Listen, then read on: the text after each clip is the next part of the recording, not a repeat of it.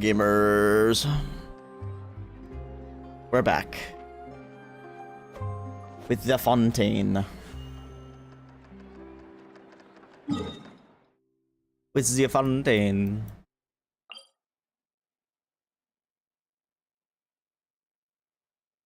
I don't know what your deal is. Aren't you usually the one telling me not to play Persona? That's kind of weird, champ. If I'm gonna be honest.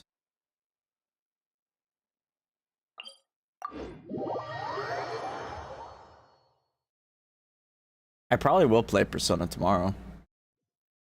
Maybe. Well, I guess it depends on how I feel after work, lol. Been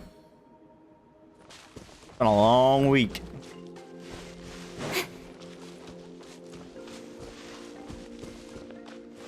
You always make fun of me anyway with no repercussions. Let's be real here. Where is this Oculus? Hello?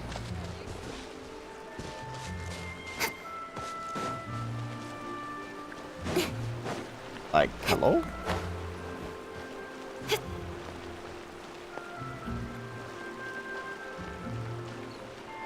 And what, this or HSR?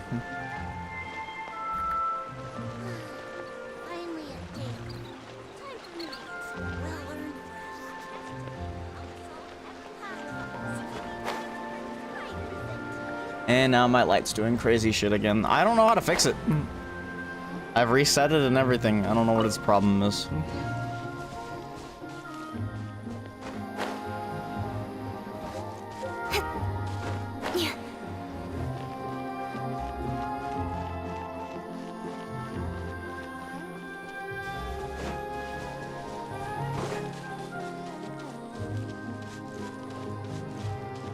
You're not building another unit until Topaz comes out. I mean, I guess that's fair. It's expensive to build characters in Star Rail. Extremely so. Really?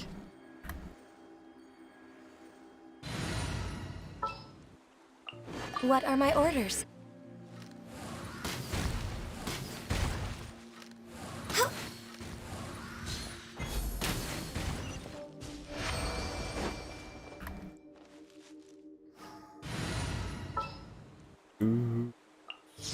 Let's go.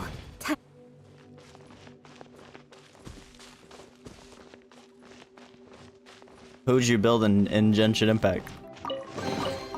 You give, you receive. No way, I already capped on the artifacts. What? I thought we upped the artifact limit and I'm already capped again?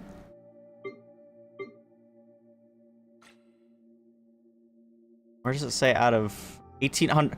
Bro, how do I manage to do this shit every time? It's because I've been exploring a lot, that's why. Got a bunch of low quality artifacts. Oh yeah, I'm getting the new artifact set, at least for official. I don't know who else I wanted on, and I think that'll be good on future characters as well, but the, where is it? Pretty sure I got a couple good pieces. What's it called? Okay. Golden Troop. Golden Troop. Well, that's kind of okay. It's kind of low on the crit damage roll, but that's okay.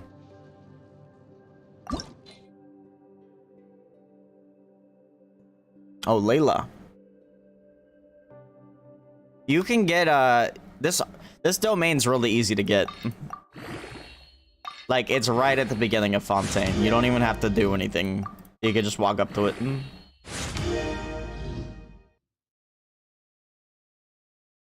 Yeesh. Oh yeah, I got this artifact. I know you don't care that I got it for this character because you hate this character for no apparent reason. But look at this. Which one is it? Was it this one? No, it's not that one. This one. Look at that crit rate, bro. It rolled an all crit rate and 1 HP percent. All crit rate and 1 HP percent. And HP percent is good on Hu Tao. Freaking wild.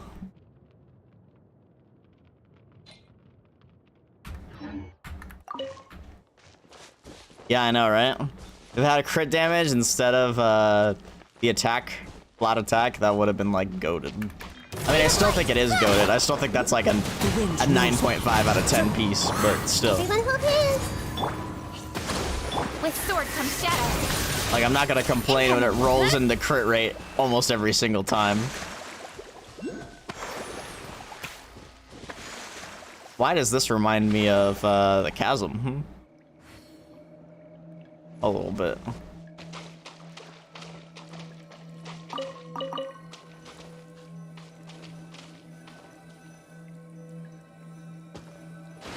Yeah, I mean, it's already exceedingly rare to land on all crit rate, crit damage, but like even landing a majority is really good. Because RNG sucks, lol. Look, Tabor Paimon, those are the ones that we need. Now what we need to do next is... say no more, we're expert miners. We'll show you how the pros do it. Please wait, digging directly isn't going to work. These ores are really hard, so we need to use that prism over there to resonate with them first. It's like calming them down. Once they're calm, they open up. Okay. What? We got the weird things. Oh, these are actually different. Into the wind. Oh, no, there still are breacher premises. These things are so weird, though. They're like not... I don't even know what to think of them. Like, they seem otherworldly. And like, even the stuff you pick up is like rift ore. A rift core. It's like, bro. Not bad, as far as treasure is concerned.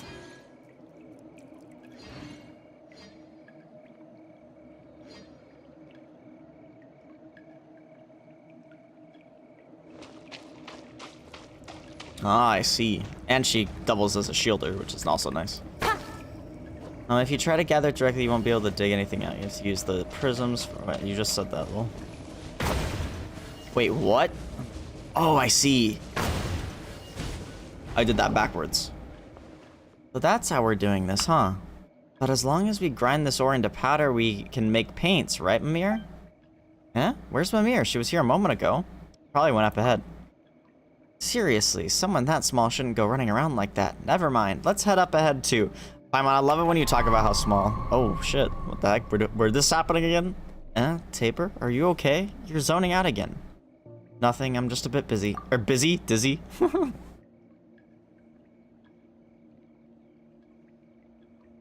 Yeah, that's good. Just like before, have you not had enough to eat or something? Yeah, thanks, Paimon. Don't push yourself too hard, alright? Let's keep going, shall we? Yes, Paimon. What if I do this one first? Are you gonna be mad at me, game? I missed. Oh no, I got it actually. No way.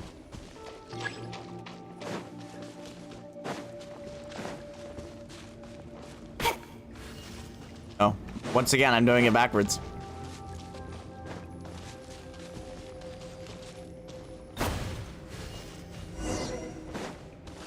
Great, this should be enough, but where did Mimir go? You give, you receive. They were Paimon over here. Where's the pink one? Allow me.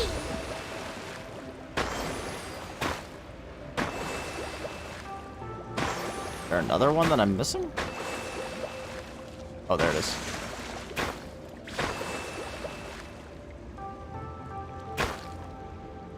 Hello? Did I... something? Hello? What? Did I break that thing first? I thought maybe I had to do something to make it so that I could... Oh, there we go. That's probably why.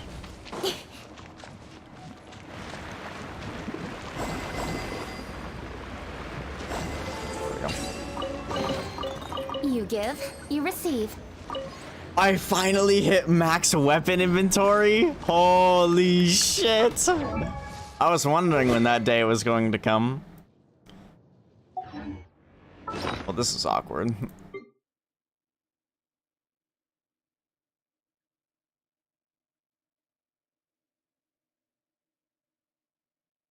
PJC. What's PJC?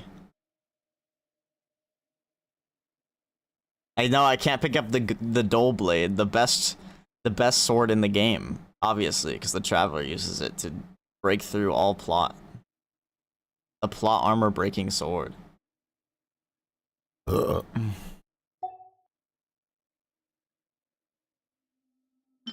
Holy shit, I'm throwing away Thrilling Tales? Can I do this? Still something they need to add to Star Rail. I don't know what they haven't yet. Oh yeah, dude.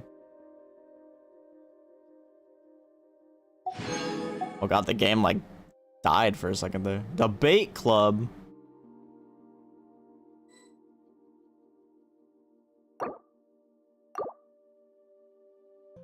Okay, get enough for now.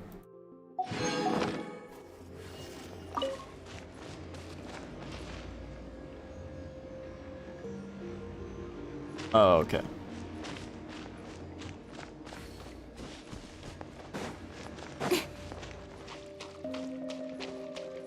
The primordial jade cutter.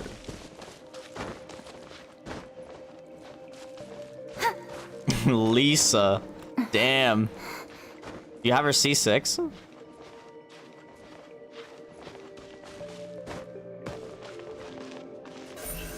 of light.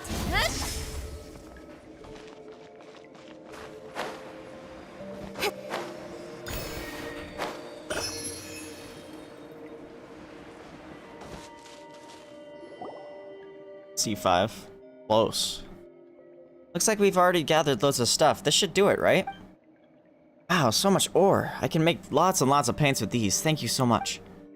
No need, but they're all red ore. Will you have enough colors to use? Don't worry about it. Now, time for the last step. Ooh, Paimon knows you're gonna grind the ores to make them into paints. Is that right? Huh? Well, if you put it like that, counting the need to grind the paints, there should be 2 more steps instead. These ores contain a lot of impurities. If we were to make them into paint like this, the colors won't be even. They'll look dirty. Huh? Paimon didn't know there were so many considerations at play. Guess that's what makes you a master of the arts. So what do we do, Master Mimir? At this time, we need to find pure ores, grind them down, and then mix the powders together. This way, the amount of impurities will decrease, and the paints we get from them will be more beautiful. But shouldn't we have just used the pure ores to make the paints from the beginning? There aren't that many high-purity ores around, silly. You might as well be saying, if there's no Tridalga to eat, let's have a Posanchant pie instead. C4. That's her best con. What does it do? Oh, it makes her burst better. Okay. Oh, that metaphor sure gives you a distinct taste of Melazine food culture. That said, there aren't any other mineral veins nearby, are there? Yes, we'll need to go further inside this place to find the pure ore we need. You want to take a break? I can take care of the rest. I won't be long anyway. We'll go with you. Wait, look over there. Is that a red whirlpool? Wormhole? What is that? It's a shortcut. Haven't you seen one before? There should have been many of them along the way. A shortcut? It looks pretty ominous for one. Is this what they call a shortcut that's the longest way around? Well, I always take paths like these. They're safe and warm. Well, if you say so then. We've come this far, so we might as well go all the way in helping you find high-purity ores. Okay. I wonder what constellation, Lisa I have. Lisa, where are you? I only have C3 on this. I think I have C6 on Kaya though. I do. I have C6 Amber too. I'm actually kind of surprised I haven't got C6 Lisa over the 3 years I've played this game. Well, almost 3 years now. That's wild.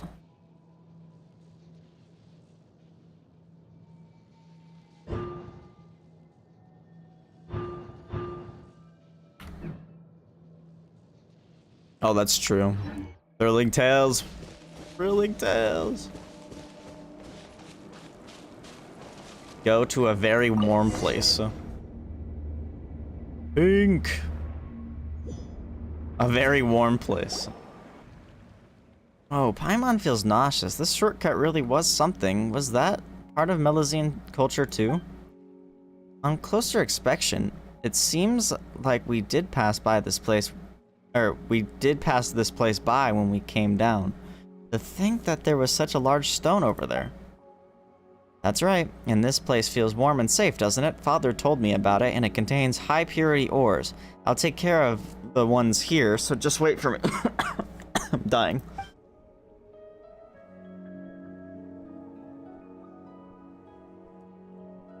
Yeah. These don't look all that different from the ordinary sort. But their colors are totally different. Really? Aren't they all red anyway? Well, yes, but there are pretty obvious differences between different shades of red, right? It's got such a rich texture, that's certainly different. You're really sensitive to colors. Would you like to paint someday? We can paint together. We'll put your paintings and mine together around the house. You couldn't tell the difference at all, could you? Still, you probably know a lot more about painting than we do, Mimir, and about ores and paints too. Either way, Paimon didn't know that painting was such tough work. Mining, gathering different ores just to make paints. Paimon used to think that it was just about putting paint on a canvas. Again, what's going on, Lumine? Are you feeling alright, Tabor? I hear something. Huh? What do you hear? Are you okay? Don't worry about me. And that's exactly how you get Paimon worried. Does this have something to do with the red ores? Some ores do contain toxins that can affect people's minds. But Mimir's been working with these ores all this time, so they should be fine. By the way, what are they exactly? Paimon wonders if they'd fetch a good price. If you had C2 Nahida.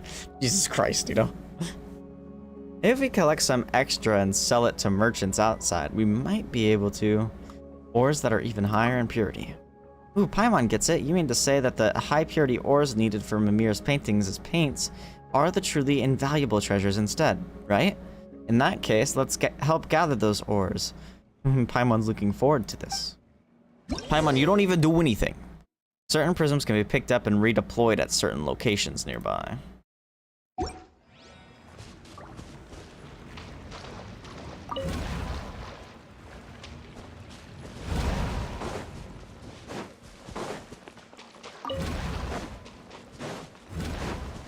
What? Why'd I drop it?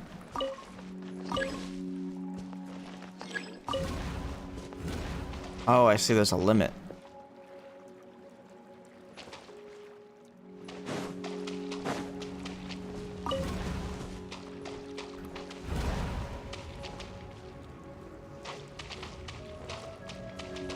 Am I crazy?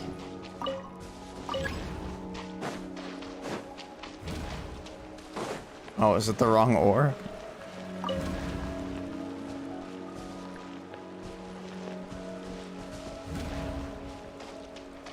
Oh, I see. We're creating a chain, I think. Maybe? I have no idea, actually.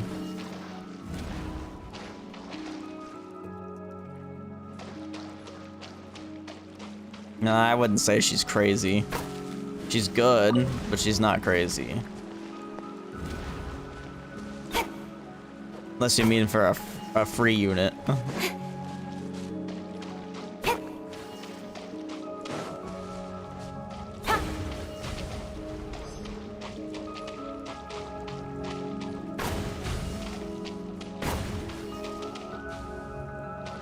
Really confused.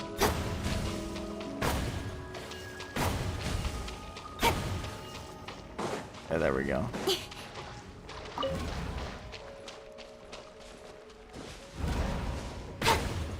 I get it now.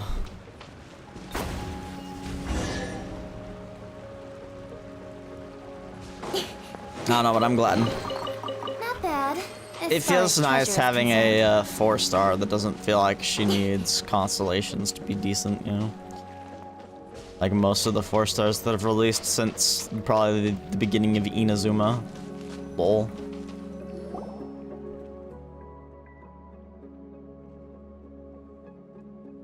Tabor, Paimon, sorry for the wait.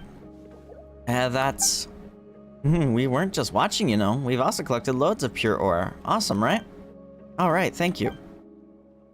Nice. Beautiful paints, here we come. Let's head back, shall we? You seem rather pleased, Mimir. Eh? Is it that obvious? Your tail's practically wagging. Oh, it isn't. But you're right, I'm very happy. We can make lots of paint now. Well, yes, that is part of it. Oh, but what about the other reasons, then? Well, let's just head back first. Hey, Paimon's talking to you, you know. Let's go, Paimon. Whatever. We'll just need to get back to, we just need to get back to that painting anyway, so let's just do that, Tabor. Oh my god. Nino moment. Oh my god, crystal flies, crystal flies, crystal flies. Yeah. I need to figure out how we unlock the crystal fly catcher and how it works, actually. I do love myself some crystal flies. Don't blink. Let's play through the movie.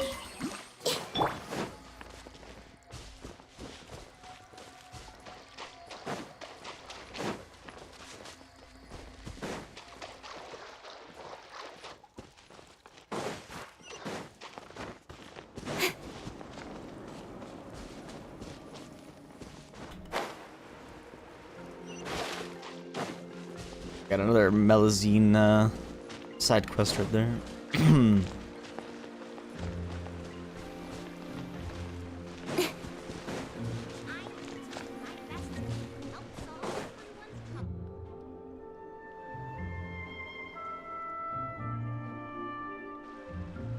Why the heck are there eremites here? Oh, are these the guys that tried to take the paintings earlier?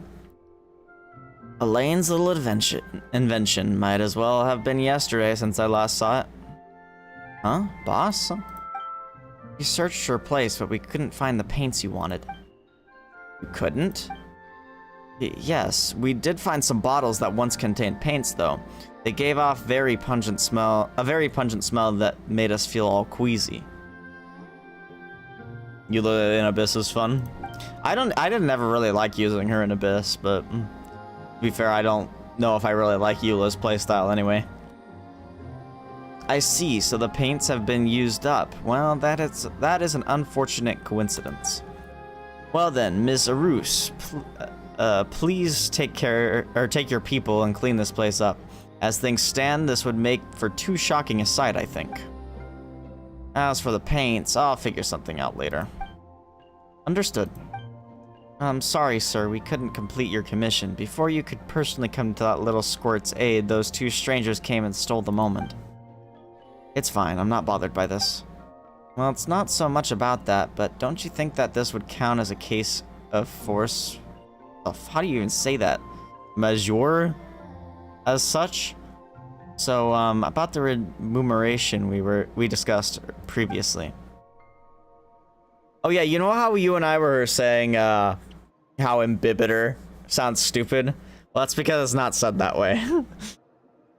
I don't know why mispronouncing a word was what triggered that thought, but it's imbibiter, which sounds a lot better. It still sounds kind of weird, but it's imbibiter, not imbibiter. That's why it sounds less stupid.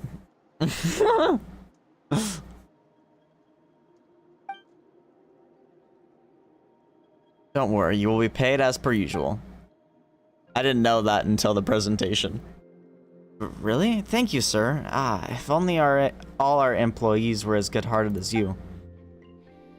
Whatever the case, I shan't take up any more of your time. Just clean these shambolic doodles up. Shambolic doodles? Ah, and my light's doing crazy shit again. And what are you doing here? Hey, purple guy, are you in cahoots with those thieves who wanted to steal Mimir's paintings? Oh, Paimon knows what you're up to, alright. What is wrong with you, Light?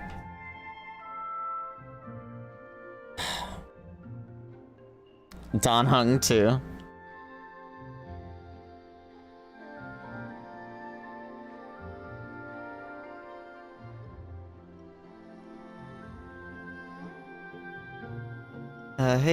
Or yeah, okay. I already read that. You hired these people to steal Mimir's artwork to create an opportunity for you to rescue her, win her trust, and then achieve some unspeakable aims. Well, not that Paimon thinks getting paints counts as anything unspeakable, but eavesdropping is a bad habit, good ladies. And you're one to talk, coming here on the sly and ransacking someone's house when they're not in. You've got some cheek to call others out. Who are you? Oh, it's Jacob. Okay. Me? You can call me Jacob. I am a traveling collector of art. Good to see you again as well, Ms. Mimir. Mr. Jacob. So, were all the things you told me lies? That you've never seen paintings like these before? That you'd like to collect them? That you could understand them? You did all of that for things that have nothing to do with the paintings themselves, right? You misunderstand, Miss Mimir. I have never intended to deceive you. Even now, I have nothing but admiration for your work. But you called them shambolic doodles. And I apologize for my imprecise use of words. I was truly mesmerized by their unpredictable, chaotic nature, and I can appreciate the beauty in them, so incomprehensible to the rest of the world. Really? Sounds like you're pulling shit out of your ass, Jacob. Daniel? Why would you call him Daniel? Of course I mean it. Your skills are most enchanting, and your use of colors and persistence in making your own paints truly make me... Hey, don't be taken in by him so easily. Wait, so this is a trick too? What do you want the paints for? What an interesting question. A fine question indeed, miss. Let me ask you this instead. What else do you think these paints can be used for? Paimon doesn't know what you want to do with them, but you can't be up to anything good. You tried to buy her paintings for a high price, and you also hired people to trouble her and ransack her house. You didn't have to go this far for your own drawings, did you? Yes, why indeed. Consider that a question for further exploration after this discussion. For now, let me venture a guess. You have just collected the raw materials for the paints, am I correct? In that case, ma'am, allow me to ask you a question. Could you give those materials to me?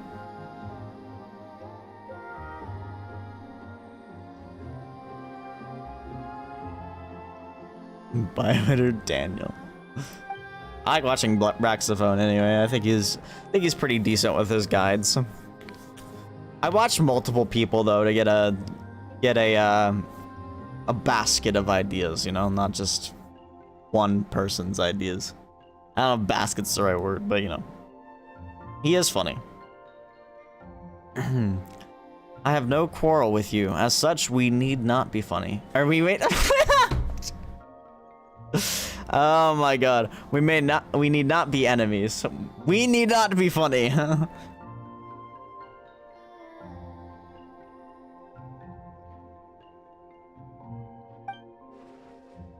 Okay, weird chap. In return, I can give you any amount of mora, as long as it's within reason, of course. Why are you asking me?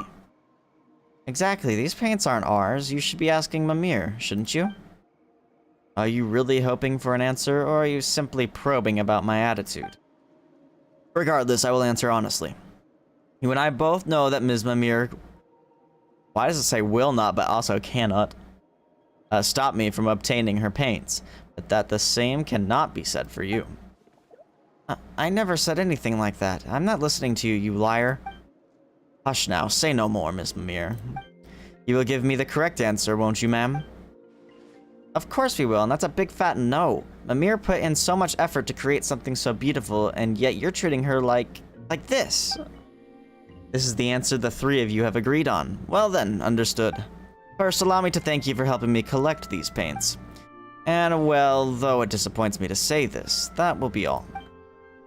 That will be all? First you ransack someone's house, and then you say all that stuff, and now you want to run off? You misunderstand. I said that will be all, not goodbye. Ms. Arus, I'd like to change the original terms of our commission. Eh? Get rid of these people. As for your pay, will 7 times the original amount do? You don't think you can take Tabor out with just these few people, do you? You know, boss, she's right. We won't be able to take that person out by ourselves. You're mercenaries, aren't you? You should know more about combat than I do. Since you have the numbers, why are you fixated on your strongest foe? Is there not someone there who cannot fight? Huh? You mean you want us to...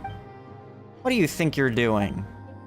Taking sensible, necessary action towards achieving a future far beyond our imaginations. 7-fold pay? No arguing then. Sorry, buddy. Please do not mind my appearance, milady. My prime directive is to protect you. What? Seymour? Affirmative. I am here, my lady. You are as gentle, lovely, and radiant as ever. The dog is dog shamping.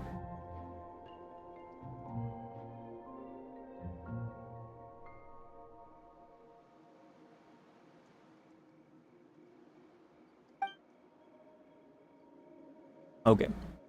Please step back. Oh, I didn't expect to see a relic from those days ever again. Stop getting in our way. You're not our targets. There will come soft rains. Resistance is futile.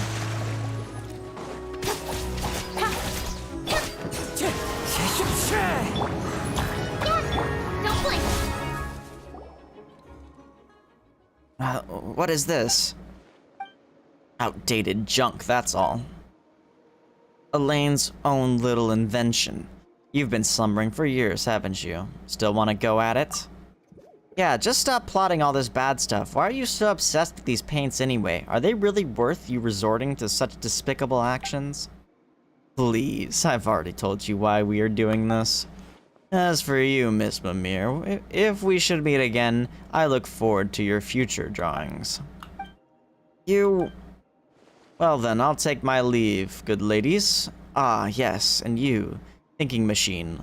Let's go, Ms. Arus. We have other things to do. Hey, stop right there, purple guy. Please wait, you two. There's something wrong with Seymour. My apologies, man. Seymour? Might be out of energy. Out of energy, so you mean... Oh no, this can't be. Amir, are you alright? Oh, Seymour, Mr. Jacob, he always intended to trick me by saying all those things like, I love your paintings, I can understand your paintings. Even worse, he damaged you this badly. I won't forgive him, I won't. Mimir, let's go look for an engineer in the court of Fontaine. They should be able to fix or even improve upon him, and we can also help you find more paints along the way. Well, let's pack things up a bit first. Oh, Paimon hopes your paintings weren't damaged during the fight. Thank you, Tabor, and you too, Paimon. It's just, what's the point of all my old work? If Seymour can't be cured, if Seymour can't appraise these works like he used to, artworks that no one understands, those aren't really artworks, are they? They're just what the person calls shambolic doodles. Don't say that. Even that purple guy said there was something magical and inscrutably disordered about your work. Paimon loves your stuff too. Also, Paimon wanted to ask about this since before. What do you mean by everyone in the village not understanding art? Exactly that. No one understands the paintings. They only don't get it because they don't have your artistic background, so they can't get the, hidden meanings. Well, everything's about context anyway, right? That means you'll need societal knowledge and understanding of history. What Paimon wants to say is, can we see the paintings? Sure. Pick up a painting up from the ground. This is... Paimon doesn't really understand its contents either, but it looks really awesome. And this might sound unsuitable, but it looks like it might be super valuable right off the bat. It's so beautiful. For example, these details here, they've really got that immersive feeling. Don't you think so too? The other magazines probably don't understand it because... You don't have to force yourself to say something nice, Paimon. I can see right through you. Still, I know you're doing this out of the goodness of your heart, so thank you. I'm sorry, Paimon couldn't tell what you painted, but it really is very beautiful. Here, let's help pack this stuff up. I can understand it. Eh? You mean the content of the painting? You don't need to comfort me with white lies. I'll pull myself together, don't worry. This painting depicts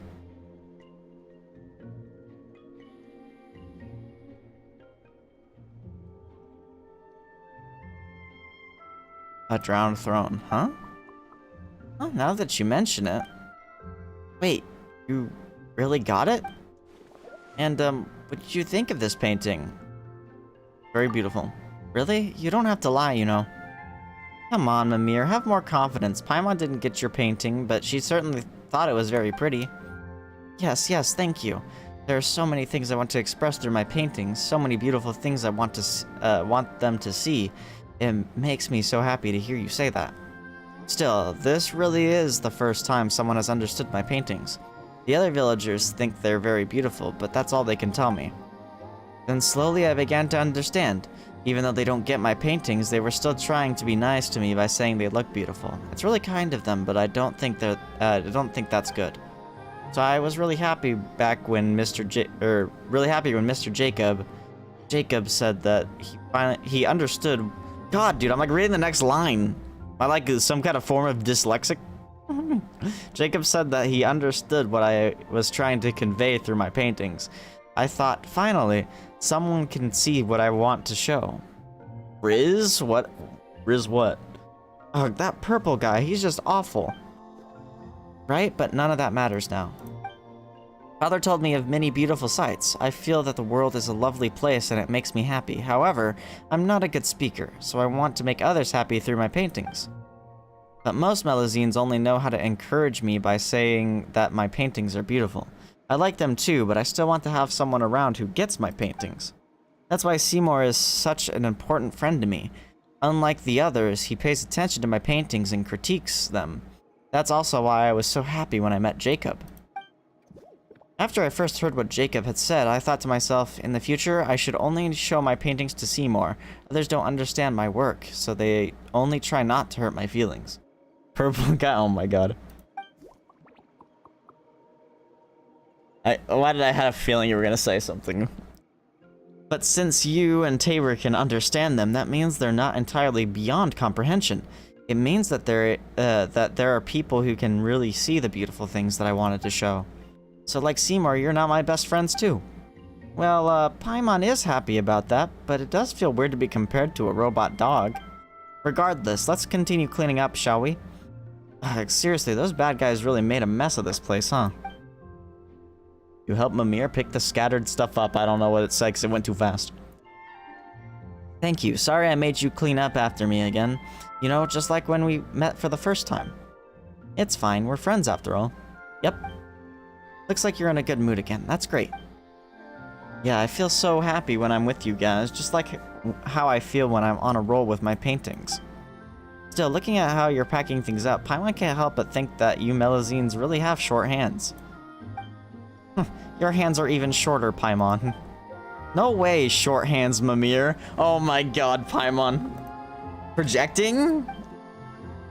Yes, they are. Baby hands, Paimon.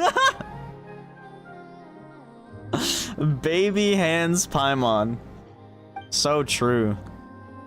Alright. Paimon takes it back, but really, don't those hands make painting inconvenient? Your canvas does sit on a high stand. The clap back, yeah, for real. It's alright, since my hands aren't short at all, but speaking of painting, I really am sorry that I won't be able to paint for you at the moment. I just can't leave Seymour like this. I must fix him first. He is my best friend, after all. Sorry, Paimon, but I'll paint for you once Seymour's all fixed up. Right, let's go to the court of Fontaine together and seek out a reliable engineer to help us. Are we gonna go see Estelle? An engineer? No, that's not it. I want to fix Seymour myself. Huh? Wait, you know how to fix a clockwork mecha too? Strange that you would even ask, Paimon. Of course not. Huh? Hmm? Eh? But how are you gonna fix him then? Father said that he's seen a lot of machines, both intact and dismantled, so he can teach me how to fix Seymour. Father? You've mentioned this father a few times previously. What's he like? A master Melazine engineer with a long mustache? A Melazine with a wrench? Huh? Did Paimon say something bad? Why'd you stop talking? What's going on now? Yes, I see. Here we go again. Wait a moment, who are you talking to? Are the ones I have at home not good enough? Then... Hey, Mimir. Hello? Yes, I'll try, thanks. So, Tabor, Paimon. Whoa, wait, you're talking to us again? Father has told me how to cure Seymour. We just need to collect enough components and... Come on, don't worry. I'll paint for you once Seymour is all fixed up. No, we're not worried about the painting. Who were you talking to just now? Father, of course. And who's that? Father is father? Wait, can the two of you not hear Father's voice? The voice, you say? Oh yeah, of course we did. Paimon, don't lie. Has Seymour's breakdown hit her too hard or something? Anyway, let's just go along with this for now. We can comfort her later. We heard it too, but we don't know anything about Clockwork Mecha, so what should we do exactly? Right, so we'll need some components. Sure, but what kind? Yeah. Dude, I love the freaking character screen now. It's so fucking good. Or the party setup screen. This is what I'm talking about. Pretty, isn't it? This is a scrap mechanical part? Are they really scrap though? They're so shiny and pretty and they're everywhere here. Everyone in the village really likes them and so they all have some. When we help each other out, we give the other components as tokens of gratitude. And I don't know how you'd say that. Zana? Chana? Zana? I don't know, man. I think it's Zana. Zana likes them more than most, so she often exchanges a lot of nice things for them. Oh, but she doesn't seem to be in the village. So their currency specific to Murasi village. Currency? Oh, I get it, like Mora. Well, I guess you can say that. And if Jacob were to give me a lot of components in exchange for my paintings, I wouldn't accept, unless it would help me fix Seymour. Alright, sure, we just need to collect components, right? We'll help. No way, they're like Mora, you know? Getting parts from me would be like me asking you to, earn money for me.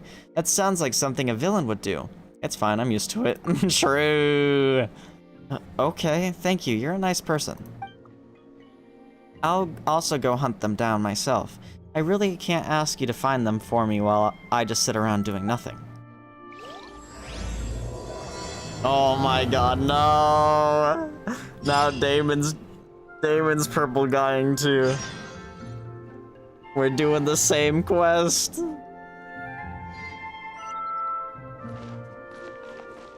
Hi Damon, how are you?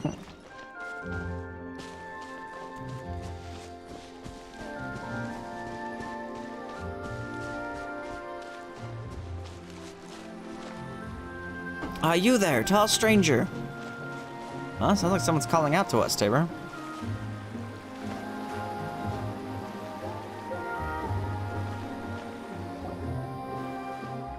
You finally looked over. Hello there, tall stranger, and...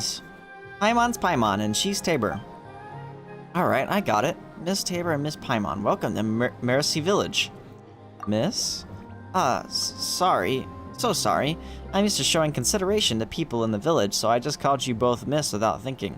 I need to apologize. Are all of the Melazines frickin' female?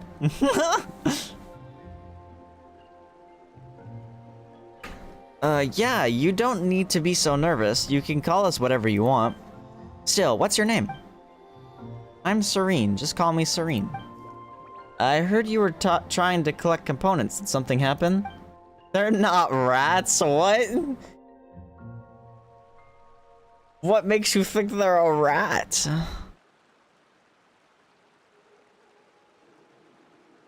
My god, you're finally entering Fontaine.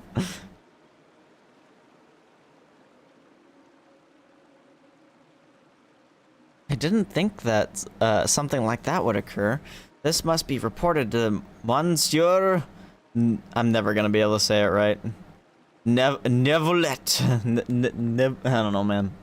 I'll have to hear it again, and then I'll have to practice it. I want to know his name, because I actually really like the character. I'm probably gonna pull for him. That's how much I like him. I think he's fucking a baller. He's a straight up baller. If he's good, hopefully he's good. Well, I mean, I probably will pull for him even if he's not, but I think he's gonna be good. I hope anyway. He's N from Pokemon? What? Thank you, Miss Tabor and Miss Paimon. If it weren't for you, something worse would have definitely followed.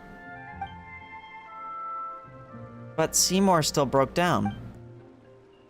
So that's why you were collecting components, yes?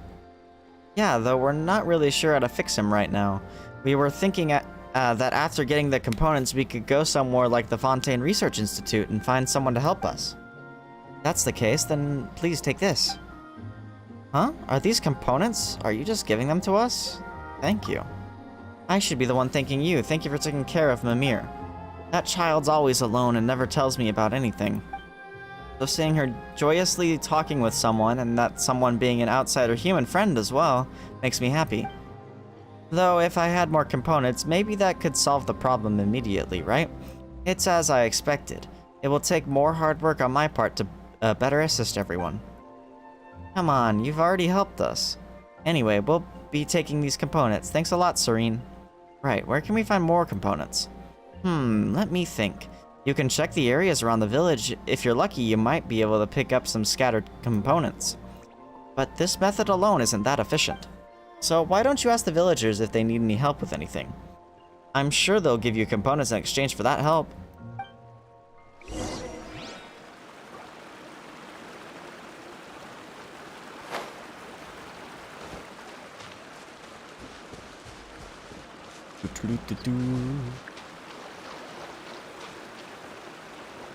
I don't know if this actual side quest would be one.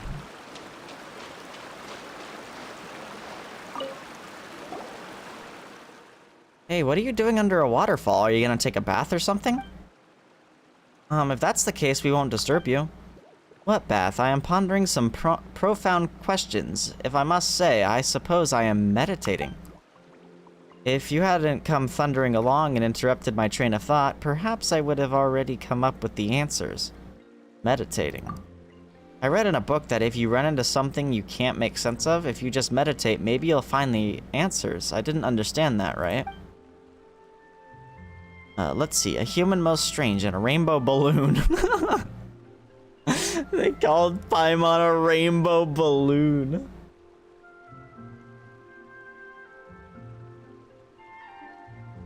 Why? Because of the hair?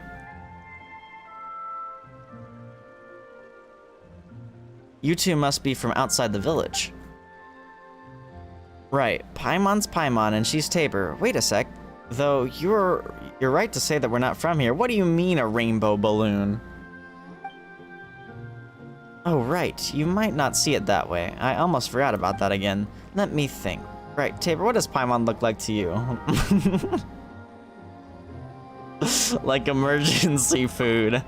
Now that's just wrong. Interesting, but to my eyes, Paimon is just like a little rainbow balloon floating in the air, and her string seems to extend upward, somewhere above the sky itself. Excuse me? Excuse me? That is sus. A little bit. That's a little sus. A string that extends upward to somewhere above the sky itself. But the sky isn't real. The lore implications of this line. Am I looking too deep into it? Maybe. What the? Seriously? Yes, and just what does Tabor look like to your eyes, Paimon? Of course, Paimon's golden-haired traveling companion. Don't tell Paimon you see something else. What I see, if I really must say, then I see a monster that looks like it could swallow the whole world in a single bite. What the heck?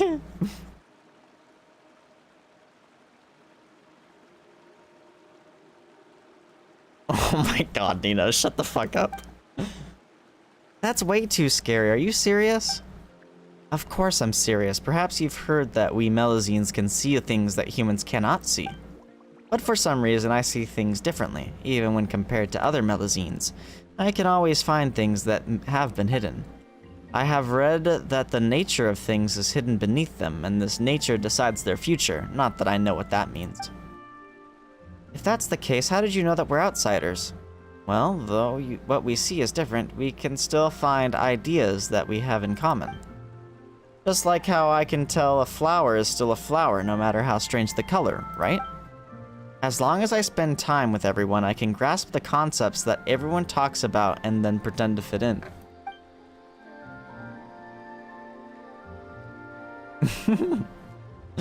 If you hadn't looked special in my eyes at all, I wouldn't have struggled to find the right concept to describe you. As I thought, it seems that I still have lots to learn. That's a whole bunch of stuff that Paimon didn't really get. On that note, we've been talking for ages, but we don't even know your name. What is a name but an artificial code that confers false uniformity on different perceptions? Still, everyone calls me Canatilla. And you may do so as well. Wow, you talk in such a roundabout way, just like a scholar. Roundabout? Is that how you see it? I don't usually talk with humans from outside, so I don't quite understand your methods of communication. I am merely making deductions and inferences based on what I have read in books. You keep talking about what you've read in books. Do Melusines read too? Must be really inconvenient for you to turn the pages, right? But maybe they don't use their hands, but the feelers on their heads. Wait, that's not the point. Still, Paimon wasn't expecting there to be books hidden here.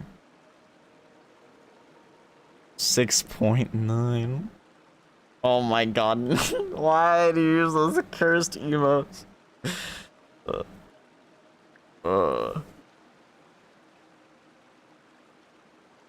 Dude, I can't with YouTube emotes. Oh yeah, by the way, they upped the limit for better Twitch TV emotes to like 100, I think. So if you guys have emote suggestions, we should post them somewhere.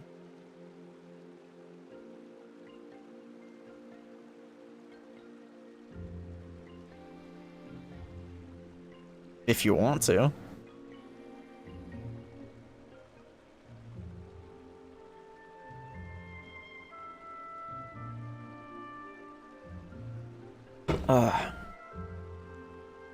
If I could upload more, I don't know if I could put more custom ones. Although I think we only have like 2 custom ones. I think we have up to 15 custom ones. Yes, an amazing scholar left them behind, all hidden inside a secret base. All of what I just said, I learned from those books.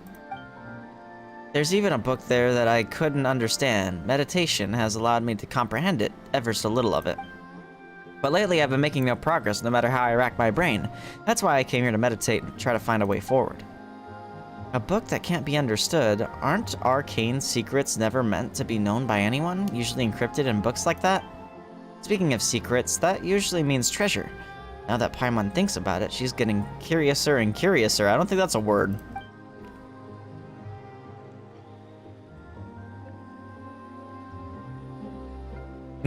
Damn it, Damon, why'd you... Don't feed him with ideas. Well, that's okay. I ultimately have the decision to put it up or not. If you're interested, why don't I take you there to have a look? That book is important to me, and I must find a way to understand it. You appear to be knowledgeable, well-informed outsiders. Perhaps you'll be able to understand that book quite easily. I've certainly solved a puzzle or two. That's right, we're like super professionals at this. Come on, Canatilla. Show us the way.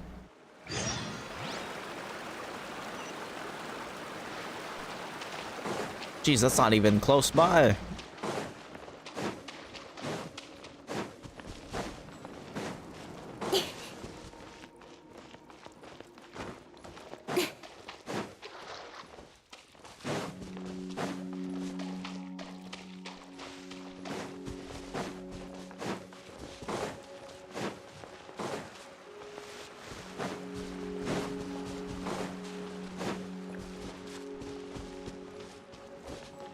Oh lol, I could have gone to that waypoint.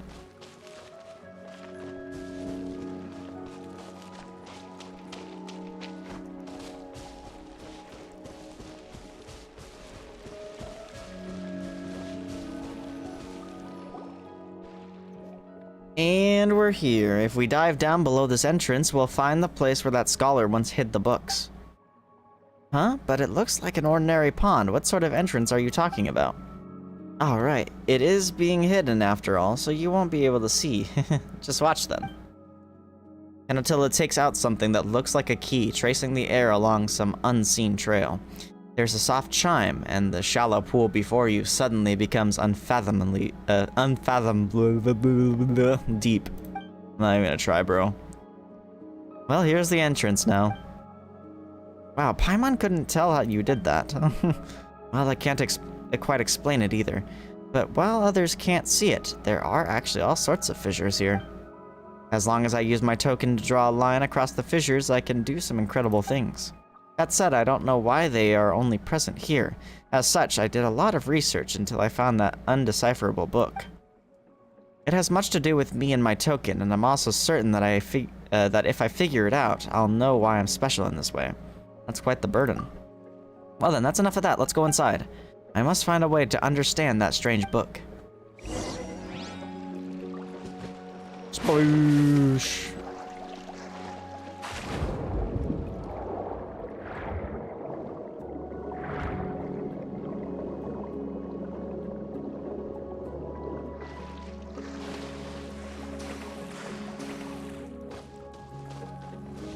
Wow, that looks ominous. So you can't understand it all either, after all. Not a single word. Maybe there's some kind of cipher. Let's take a look. I don't know how I feel about them because I haven't really thought about them.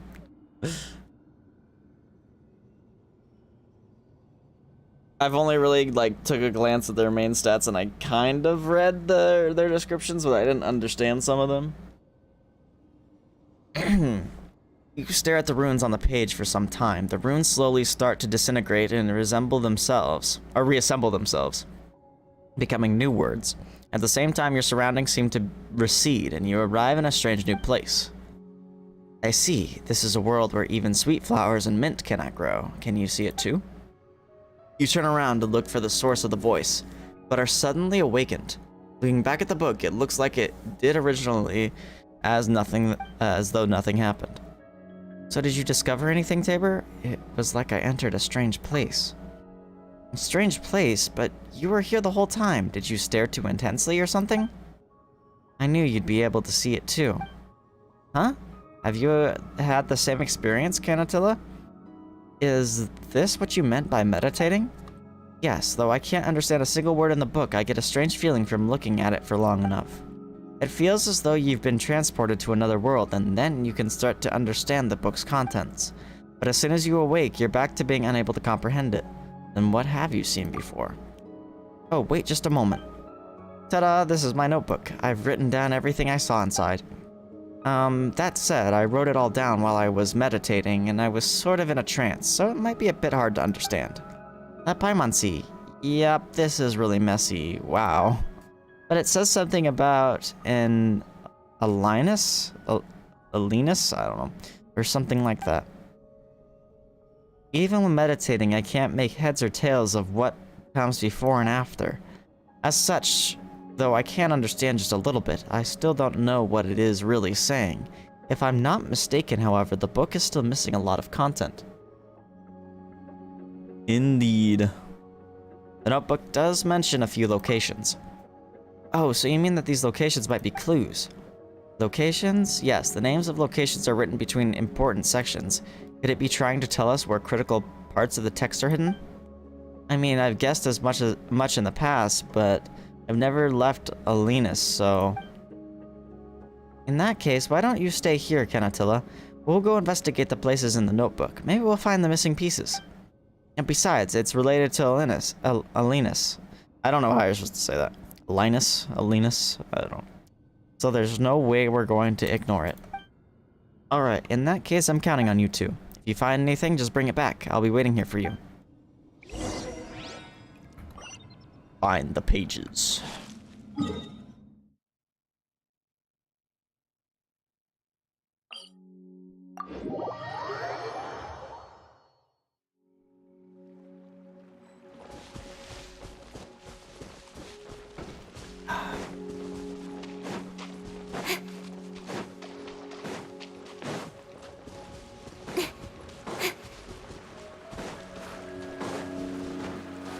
Whoa, what the hell?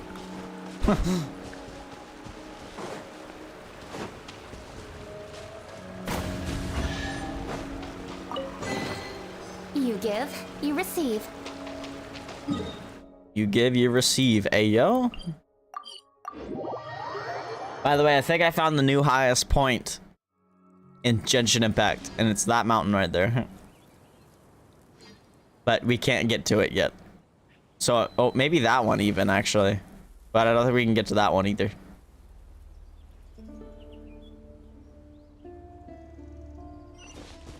But like Fontaine's already at a higher elevation than most of the other, or actually all the other regions. So like, I think that might be the new highest point at the tip of that mountain. Incoming. Huh? The wind knows me. This may hurt a little. Don't blink. The tilted tower region? Wind strike. Fallen leaves. Adorn my night. Incoming. Don't hurt the crystals. Don't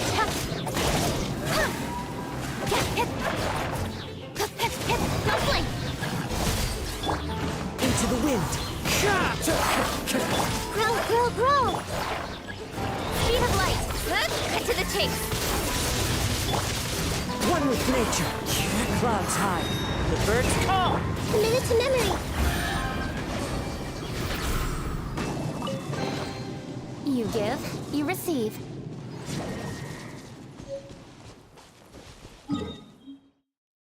Light's doing crazy shit again.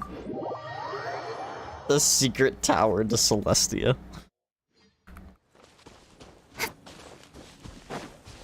Well, I guess Celestia will actually be the highest point. At some point. No pun intended. I don't know what this ore is used for, but I probably should be mining it.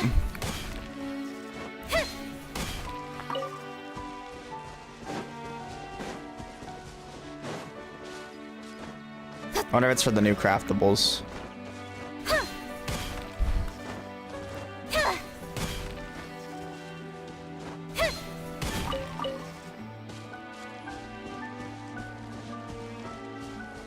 There's a freaking Hydroculus up there.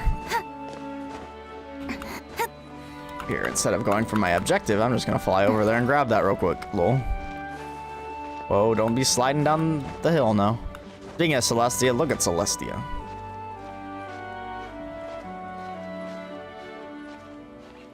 I think if Fontaine does actually extend out that way, we'll be able to go directly under it at some point. And I think it will, actually. It probably will next update. I feel like we're going over there above Kuching's head next update. That's just my theory. My spin foil hat theory. Maybe either there or over there at the floating cube things. But I think over there makes sense. For work-life balance, but I think this is pushing it. Don't blink.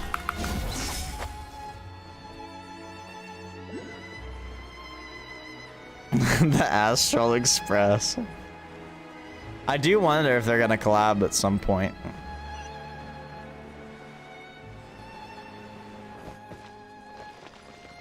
My god, there's another one. How the hell would you even get that? There's gotta be some kind of challenge that leads up there or something. Incoming. Hey! Wait, really?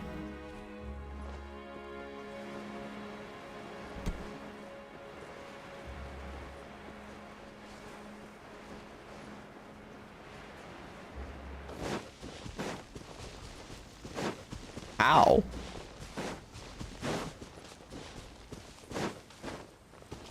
Even in an AoE sense?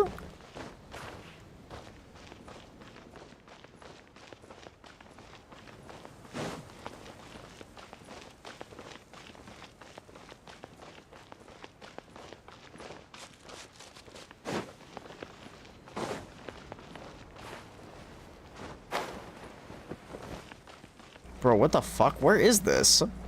Is there a cave?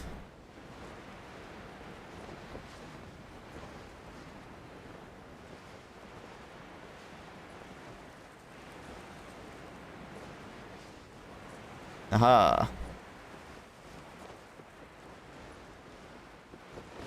Holy shit, the Rift Hounds.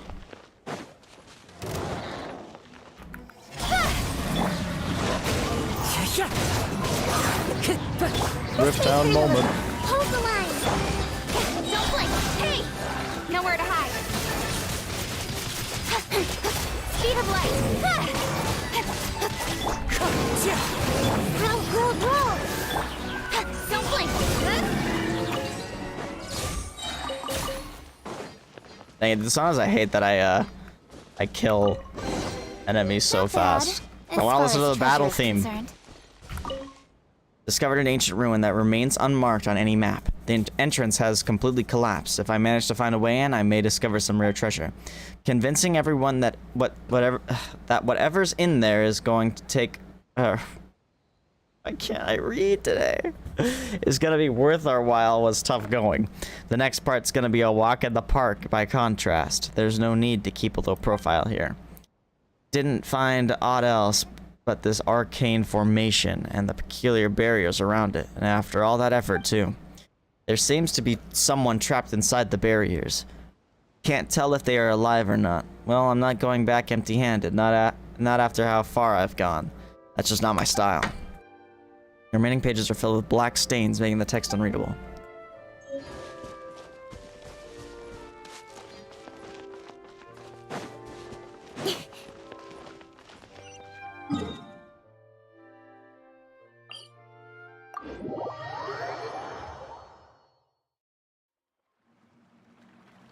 Oh, okay. Well, that's with his buffed damage.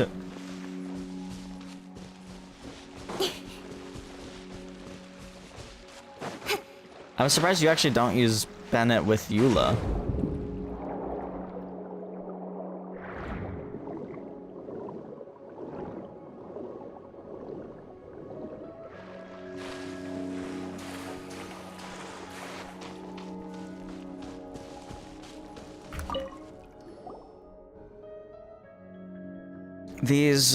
These do look like the missing pages from the book. Let's try putting one back in, shall we? Insert page.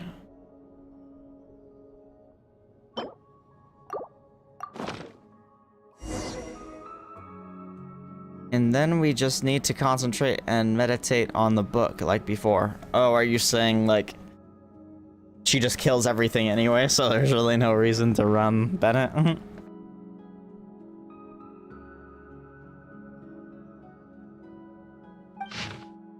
The edges of the page gradually blur. Oh my god.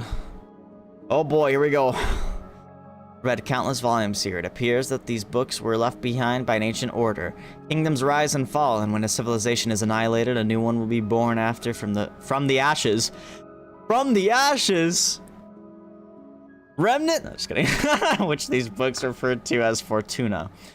It's somewhat rudimentary, but theoretically at least, it bears striking resemblance to the computational scheme I have formulated and termed World Formula. All the records are blurred with age, but were I able to quantify them to some extent, they could be of use in my World Formula calculations. No matter how many times I derive it, the result remains the same, though this result is not expected. Unlike the world depicted in these ancient texts, there will be no more new civilizations born, unless we consider introducing variables from outside the system. If it was that sort of power, there might be a chance. Interesting. I would consider the Traveler a variable, no? What is this? I'm gonna screenshot that just in case I need it later. Here I found the magical techniques left by the Golden Troop. They seem to be referred to by various names. I'll go with this one for now. Based on my interpretation, it appears to be known as the Seal of Chimical Marriage.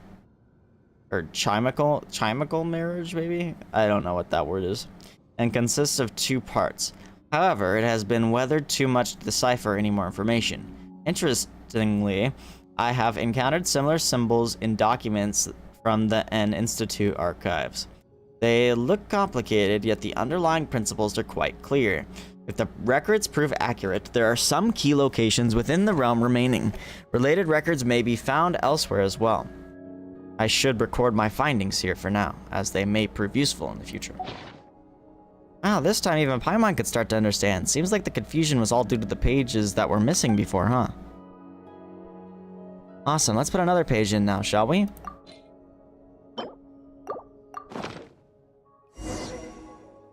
As you start meditating again, you once more attempt to understand the page's contents.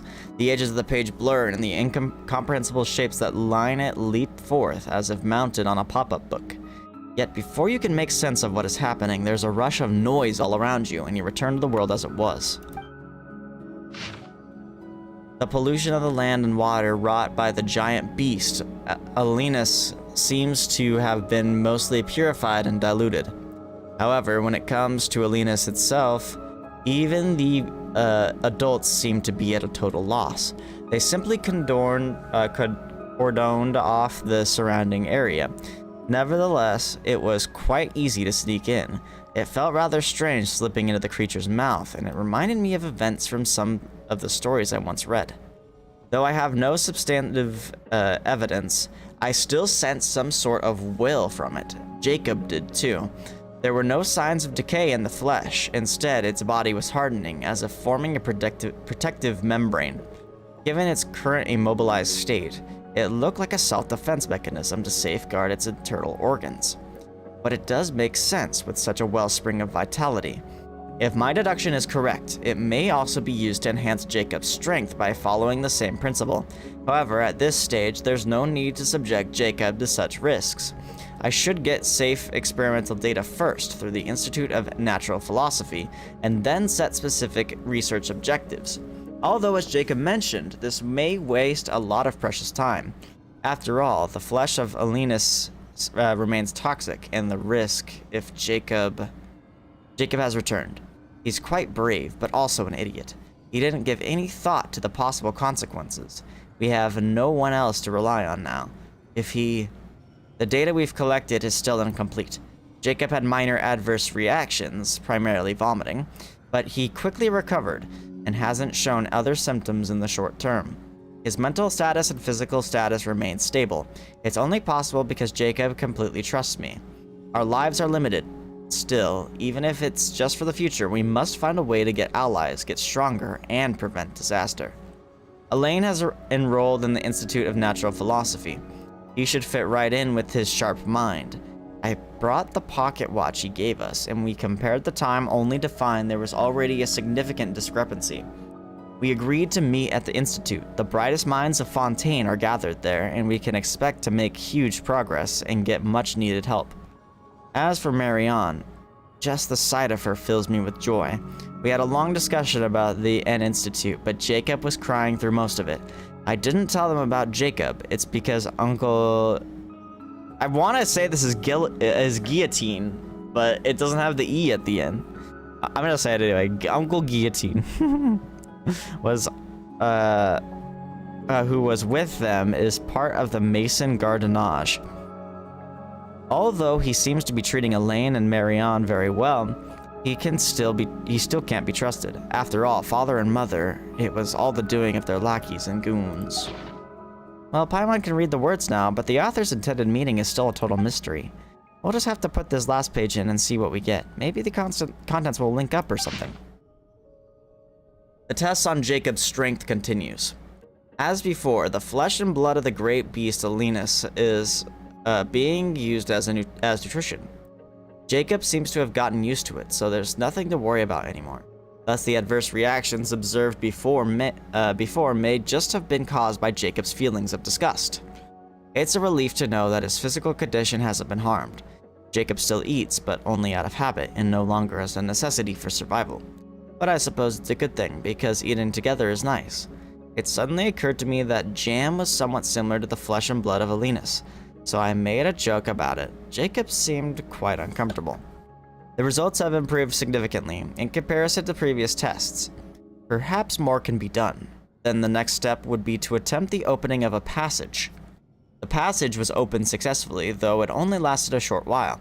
During this time, many black monsters that were shaped like dogs emerged. They were very aggressive and terrifying, but thank goodness Jacob was here. Though he was so scared he was crying, he still managed to wipe them out while bawling. These monsters are identical to those we discovered during our desert expedition. However, those were salt gray, stiff, and immobile at the time, so it was relatively safe. I'm certain their properties are nearly identical to those of Alenus.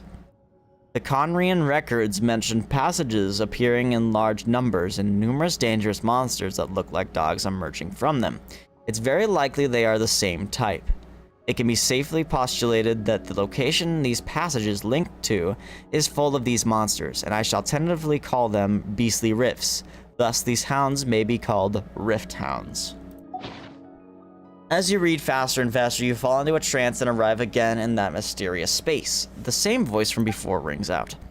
No matter how many times I run the calculations, the results are the same. After a few hundred years, all the birthing waters of the world will dry up, and a few hundred years after that, the world will become as it appears now before us. This is quite the predicament. Hey, come on now, don't cry. There's nothing to be afraid of. I'm here, aren't I? Don't you trust me? Also, Elaine and the others will definitely help. Also, I bet you'll definitely be able to survive in this world. You're special. I know. You're worried that constitution of others is different from yours. That's reasonable. Well, that's why they need to continue researching the things left behind by the Golden Troop. Perhaps we'll discover some new possibilities. We'll go back to the N Institute together and take a look, okay? The voice drifts away again. After what feels like a long time, though, in this world, time seems to me to no longer measure changes in matter. Hear the voice once more. It looks like he won't help us anymore. You're the only one I can rely on now. Hey, come on, don't be like that. I'm sad too, but I won't cry until after the fat lady sings. Moreover, we still have to find a way to cure him. Don't be scared, it'll all go smoothly. There are already lots of people willing to listen to us. If we want to persuade them further, besides belief, we'll also need ceremony.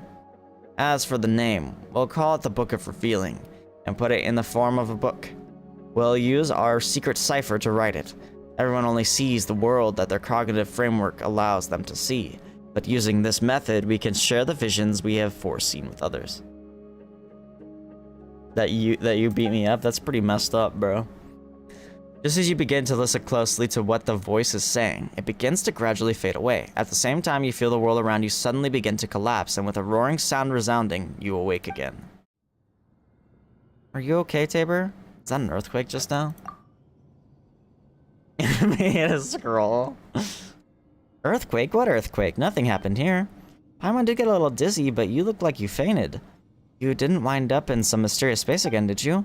Just what's going on with this weird space anyhow? And if you think about it, it's pretty dangerous. What if you go and can't get back out? So what did you encounter inside? Can you have witnessed a premonition that someone had? Huh? The pages we found before did mention something about deductions and calculations too. Could it be that things revealed inside that space were actually a result of such deductions? Alright, bye, Nino. If what you say is true, then this was actually a book of prophecies, wasn't it? But why make the format so complicated? If the author didn't want people to understand it, wouldn't it have been better to not write it at all? Actually, I also heard all kinds of sounds while I was meditating, but they were just the songs of birds and flowers. I don't know anything about the prophecy you spoke of. It seems we must enter that space again to understand what's going on. If we meditate together this time, we should be able to re-enter it. Paimon's still worried. Wait, Paimon wants to come too. No way is she gonna stay here alone. Once again, you focus while meditating, and the fur surrounding you fades. The world grows silent. Then you hear the the tiniest of sounds, and a feeling that is wrath or perhaps grief wells up within your heart. Your very soul feels drawn to this mysterious sound. And as you follow that sound, a whole world, utterly alien, supremely familiar, races to meet you.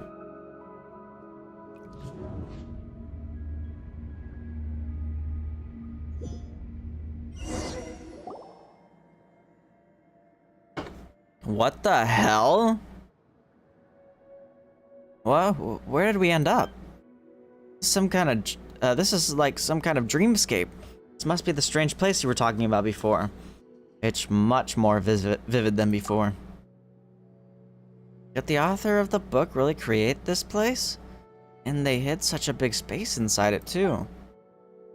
Well, Paimon doesn't know how they did it, but this place looks like a ruin. Also, we meditated with Canatilla to get here, but we're the only two people around right now. She didn't fall somewhere, did she? Oh no, things could get bad if she winds up in danger. Let's go find her, hurry. Okay, I did not expect this. What the heck, man?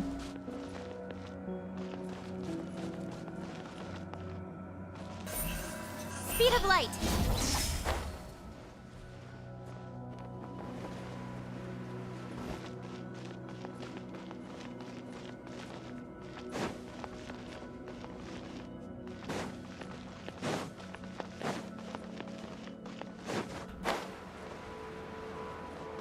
This is crazy. Simon Caesar, that's Canatilla over there, right? Canatilla, over here! Can she not hear us? Come on, faster.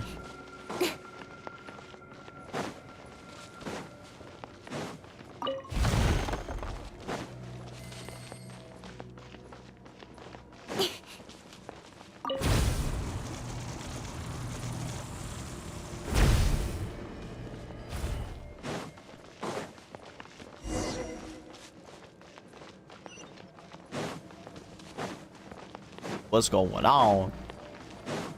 Incoming.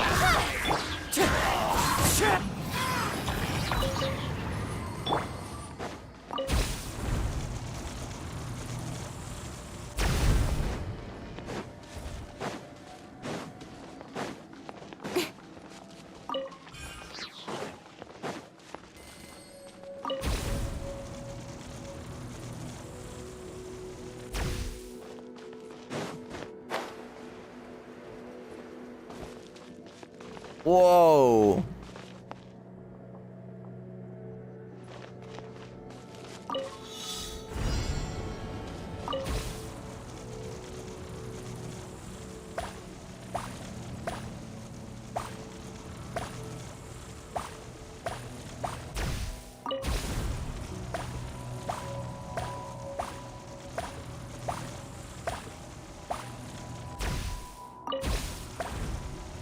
That looks crazy.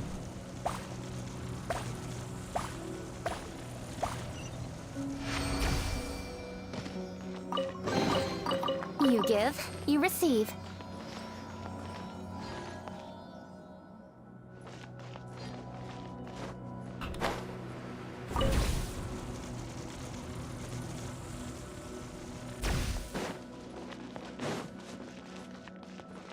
This room reminds me of Enkanomiya big time. And this whole area does, but like especially so. Speed of light.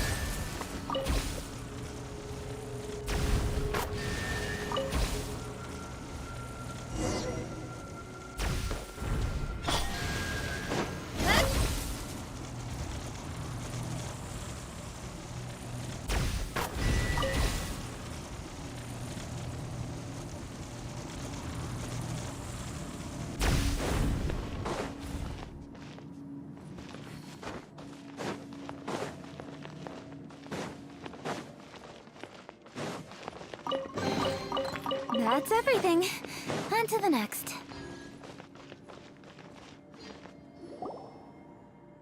Huh? Where'd Canatilla go? She was just here a moment ago. Wait, there's something on the ground. Pick it up and take a look. You pick up a page from a book. See that? That's the conclusion the world formula arrived at after countless calculations. The scene we foresaw, the destruction after the cataclysm, and the world where not even a sweet flower or mint can grow. That is the end of all things. Do you believe it at last? Whether you have arrived at this place via the Book of Revealing or the Looking Glass, lend me your strength that we may avoid this future. As I said, the only way is... This page the same as the ones we found before? How did it end up here? Let Paimon see. Easily readable. Is it because we are in this strange space? Cataclysm? Destruction? Some kind of apocalypse? What? And if Paimon can read the words, it still doesn't make any sense. But if we put it together with the other pages, this appears to be a prophecy. Huh, so it's as we guessed previously. So, does this mean that this is the future the author wants us to see? A world where even sweet flowers and mints don't grow? Wow, that's a terrible place no matter how you slice it. But if that really is the future, shouldn't the author tell everyone about it and find a solution? Why make a place like this? Maybe this is the only way everyone will believe it. It also mentions some kind of looking glass. Seems like there are other ways to get in here. Still, Paimon doesn't think any of this will be much help in answering Canatilla's questions. Forget it. Who cares about some dumb prophecy anyway? The important thing right now is that we find Canatilla. Let's keep looking.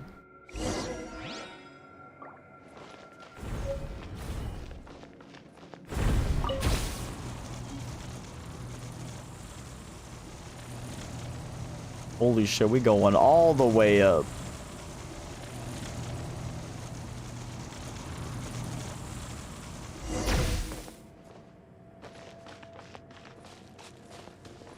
Up there, but how did Canatilla get there? There's a dog. What the dog doing?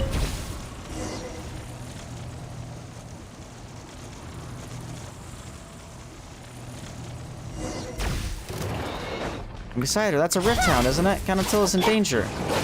Gap infiltrating aliens? Adorn my night! Hey! Incoming! No sign of Canatilla or where she's gone. There's only this fellow here. That said, it doesn't seem to want to attack us anymore. That's a first for a rift hound, huh? It looks like it wants to say something to us. Not that we can understand it anyway. Wait, is Paimon seeing things? What's an ordinary little doggy doing here? Where'd that rift hound go? Tabor, take a look. Is there something wrong with Paimon's eyes? Anything can happen in a dream. Is it trying to tell us to go through that passage over there? Judging from its reaction, Paimon guessed right. Who knows where that's gonna lead, but we weren't able to find Canatilla anywhere, so maybe she did leave via that way. And it looks like there's no other route we can take, so let's just try and see what happens. Dude, this is wild. This world quest is wild. Are we going to the big rift in the sky?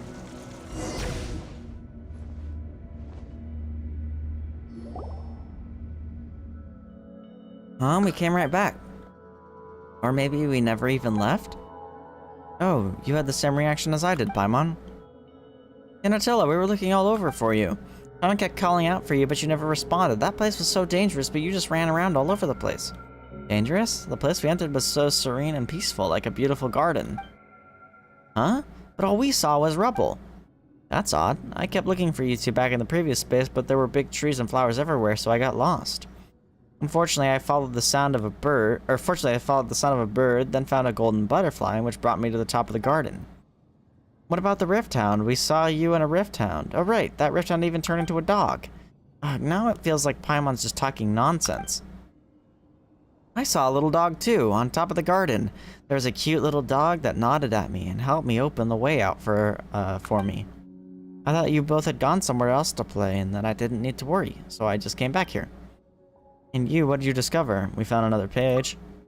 Right, we found this inside, though we don't know if it'll be useful. It also looks like a page from this book. You open the page you found and show it to Canatilla. It's the golden butterfly. Huh? What are you talking about? I can see golden butterflies flying out from the page, just like the one I saw in the space before. Never mind solving anything, we've got even more problems on our hands now. Seems like you really did see something completely different in that space. If that space is the future predicted by the author, then why did you see a garden? Just thinking about it makes Paimon's head hurt. But I was very happy inside. I didn't even think about those questions. Maybe that's what the book was trying to tell me all along.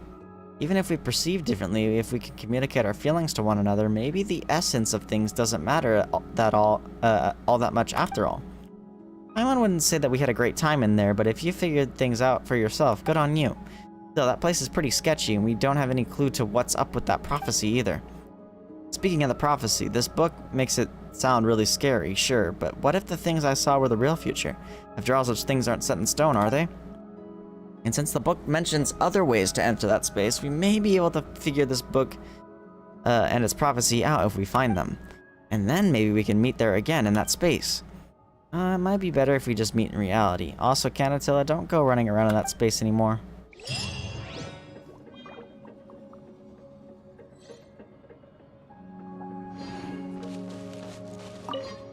Since memories can be made into books, if we reverse the logic, books can also be written into memories. What is it? Is there something you'd like to ask? No matter how I think about this, converting memories into books is quite the incredible deed. The creator of this book must have only been able to do this because they reviewed the emotions of their memories as the most precious thing in the world. That doesn't change how different its contents are to parse, though.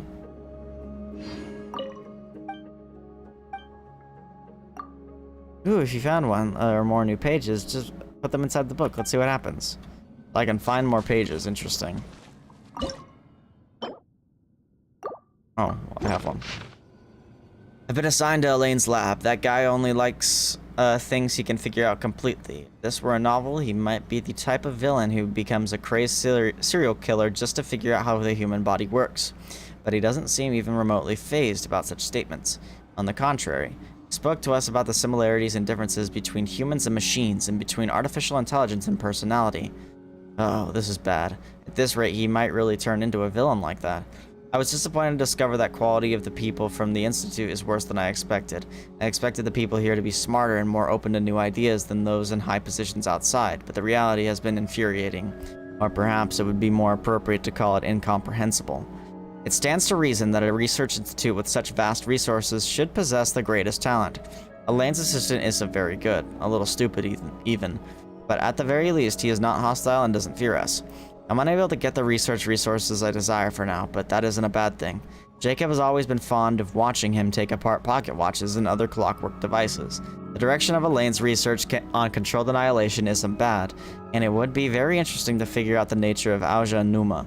After all, as a form of energy localized at Fontaine that has been observed in living organisms, fully researching them might help us understand the difference in nature between the structure of our bodies and that of Carl's.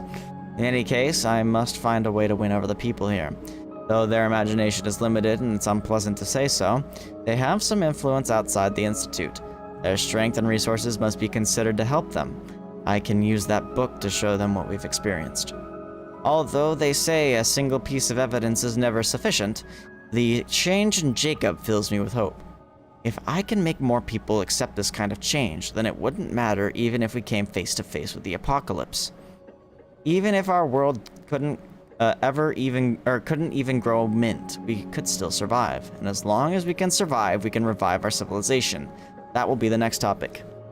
He called it a field investigation from the higher-ups, but I think Carter just wanted to take us out to have some fun. I wonder when he got to know Marianne. Though it's quite nice because I haven't seen such carefree smile on her face for a long time. The same goes for Jacob and Elaine. It's like they were back in an institute. Of course, I was quite happy too. Based on the ruins here, it's likely to be related to the Golden Troop. If that is true, the huge stone figures in the ruins may have significant research value as well. I found a damaged map. It may be useful. I just found out about his physical condition. It seems I cannot continue indulging in mechanical research with Elaine, and I must find a final solution as soon as possible, or it will be too late.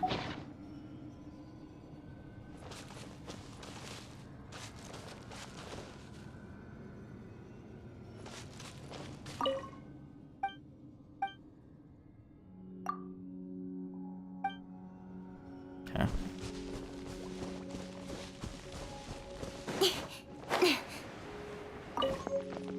Oh, we just found another page. You give, you receive. Looks like we got enough components as well. That's nice.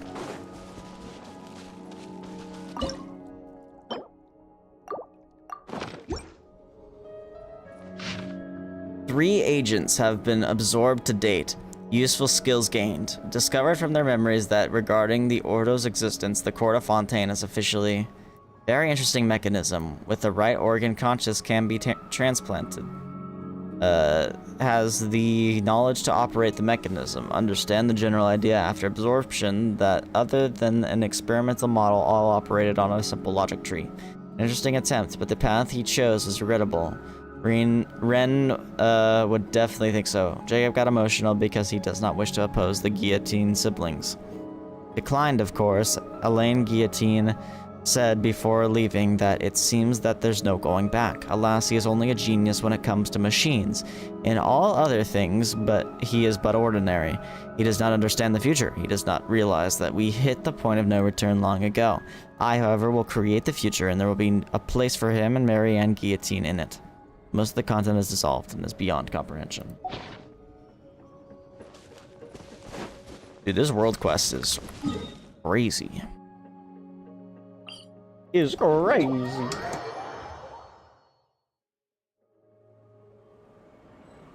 Have in here.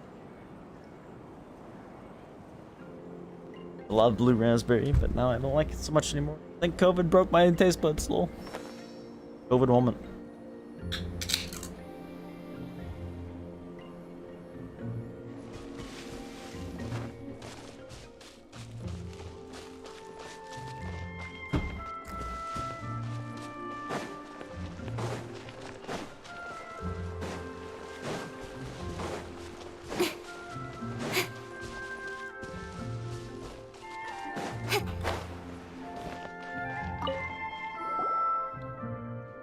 Mimir, we've collected a whole bunch of components. Will these do?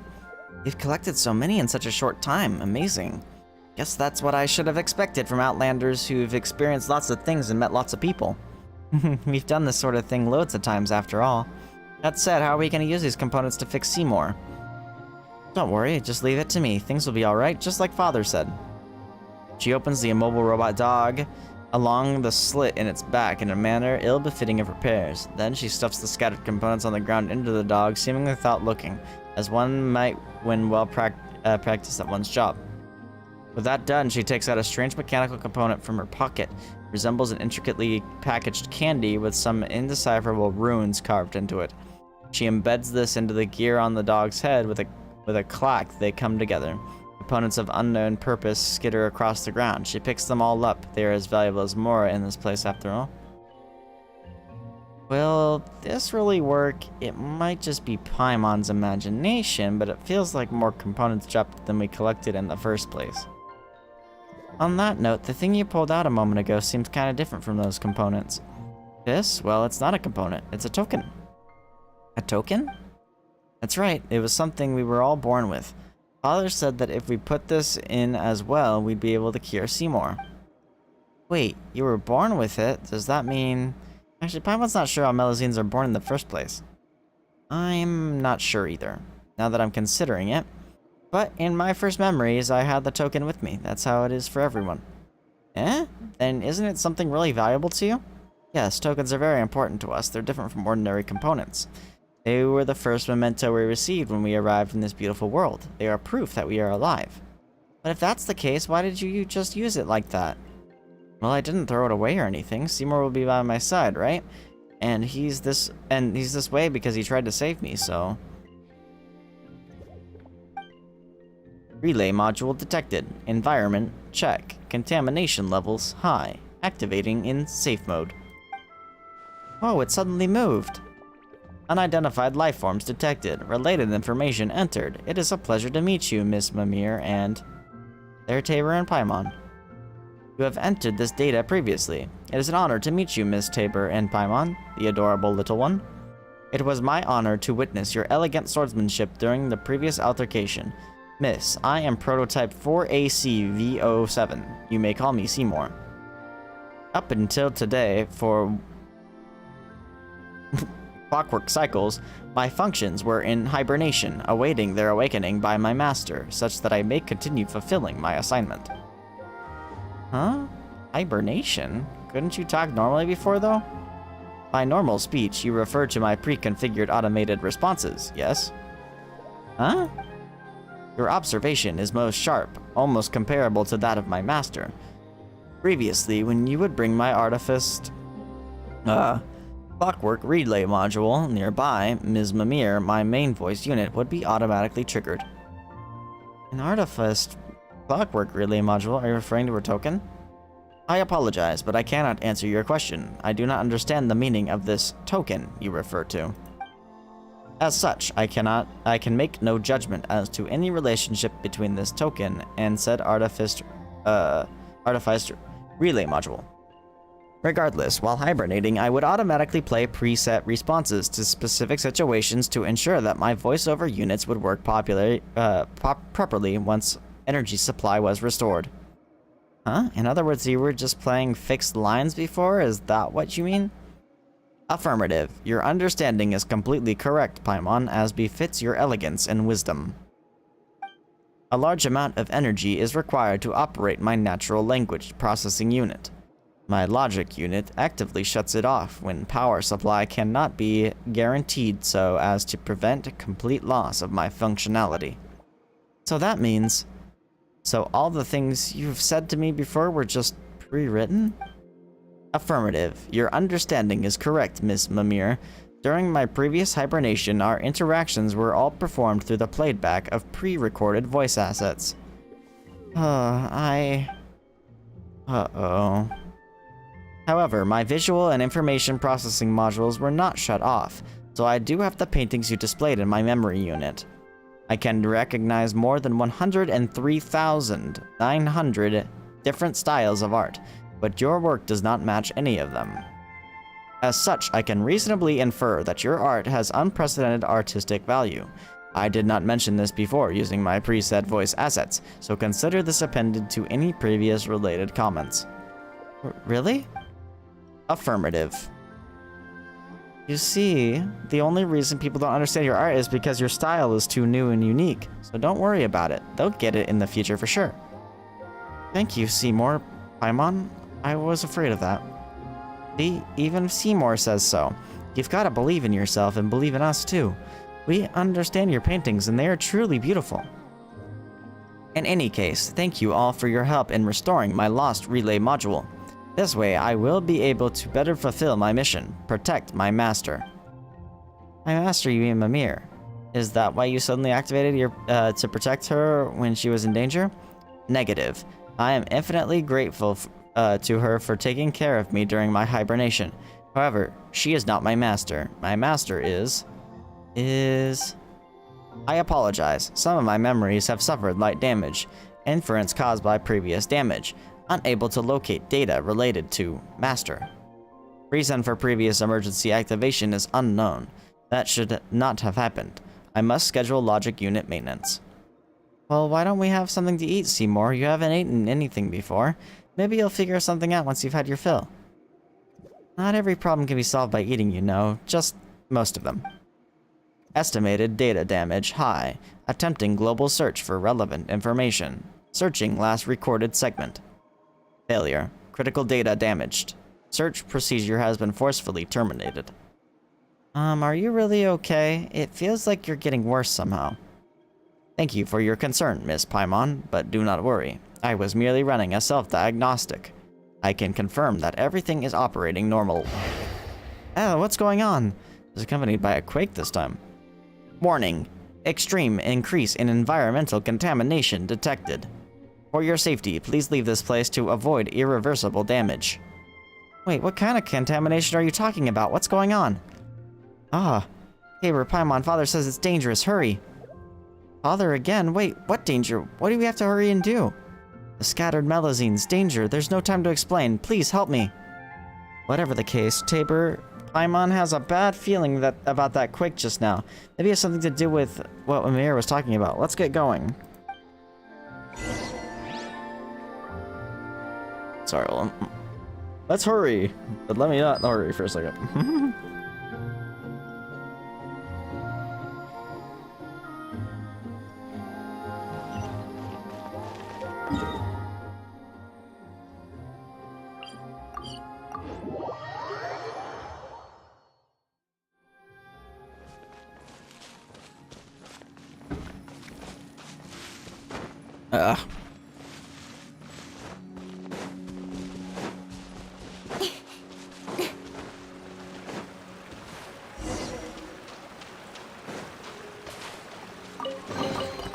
That's everything.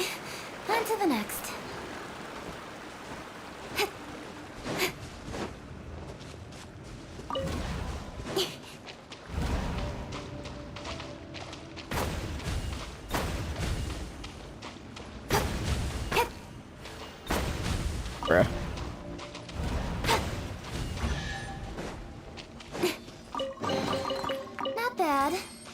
as treasure is concerned.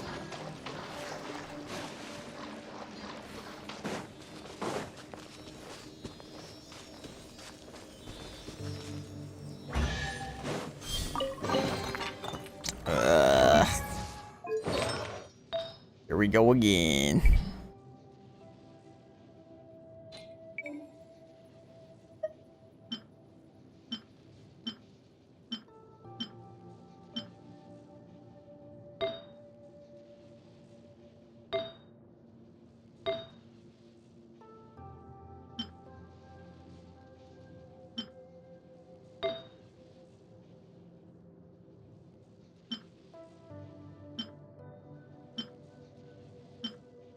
Come on, dude.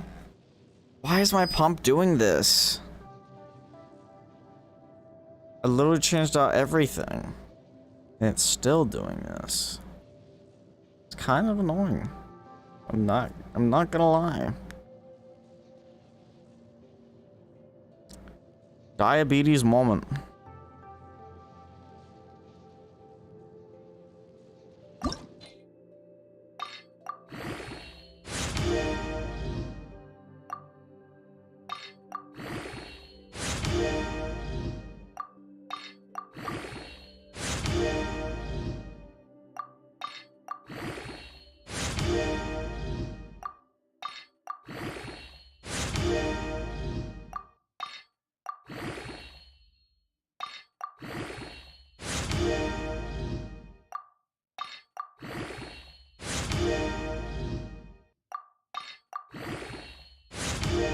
Okay, it's still salvageable as long as it doesn't roll defense or HP again.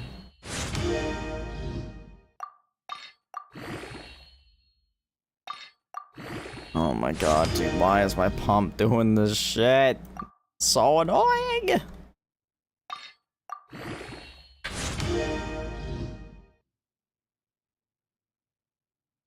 What the hell is your deal?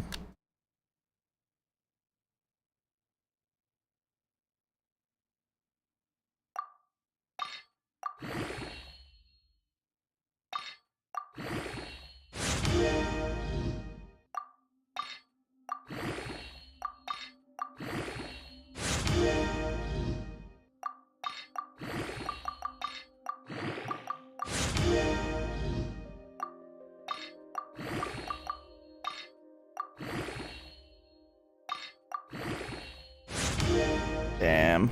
Ruined!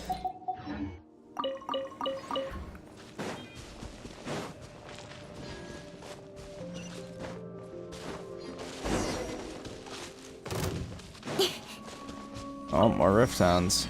I've got a feeling this whole story is like kind of relating to the origin of the Rift Towns. Cut to the chase.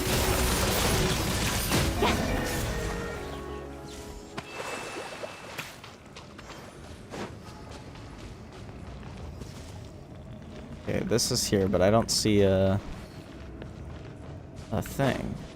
Oh, it's all the way over there.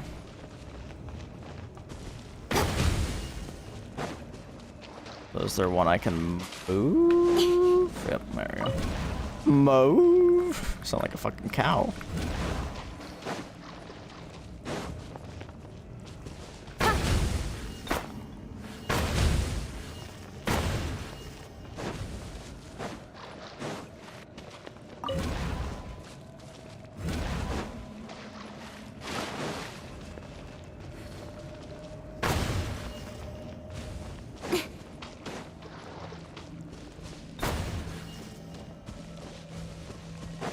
I'm actually kind of surprised that hit.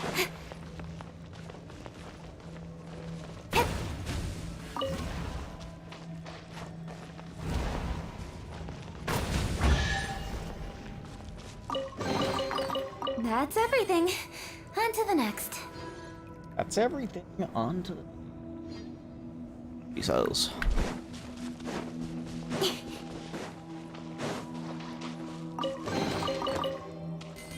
It's another one of these circles. Weird champ.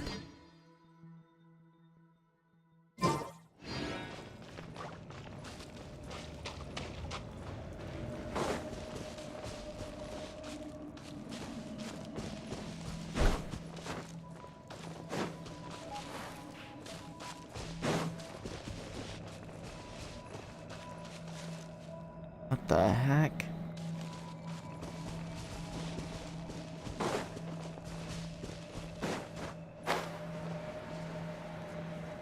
Place crazy.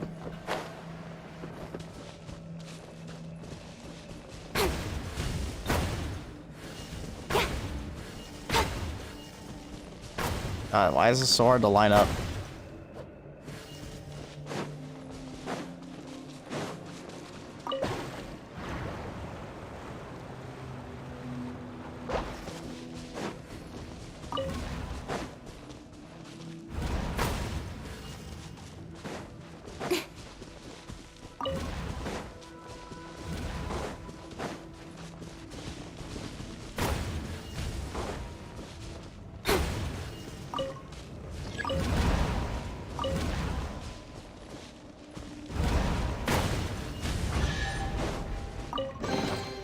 You give, you receive. Don't blink. The wind knows me. As one with wind and cloud. This may hurt a little. Rest and rebuild. Speed of light. Good.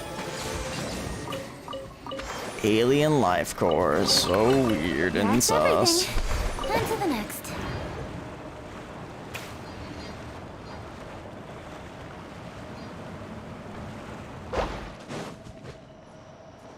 Sploosh.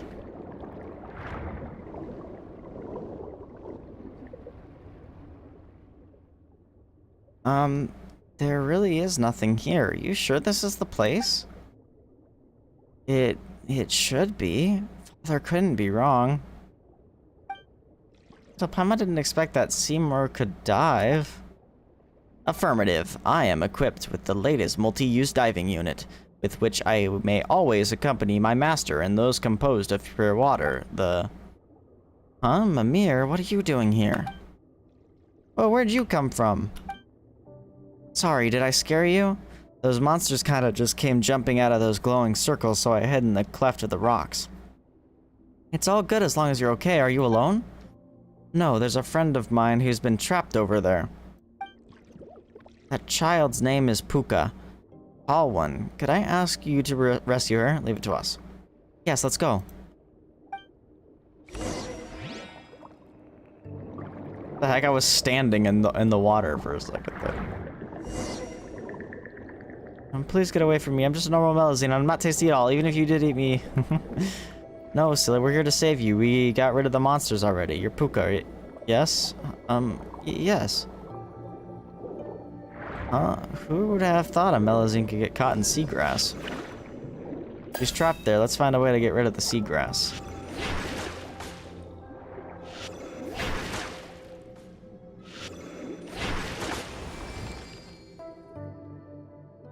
Thank you, tall person. Thank you, good-hearted Spectre.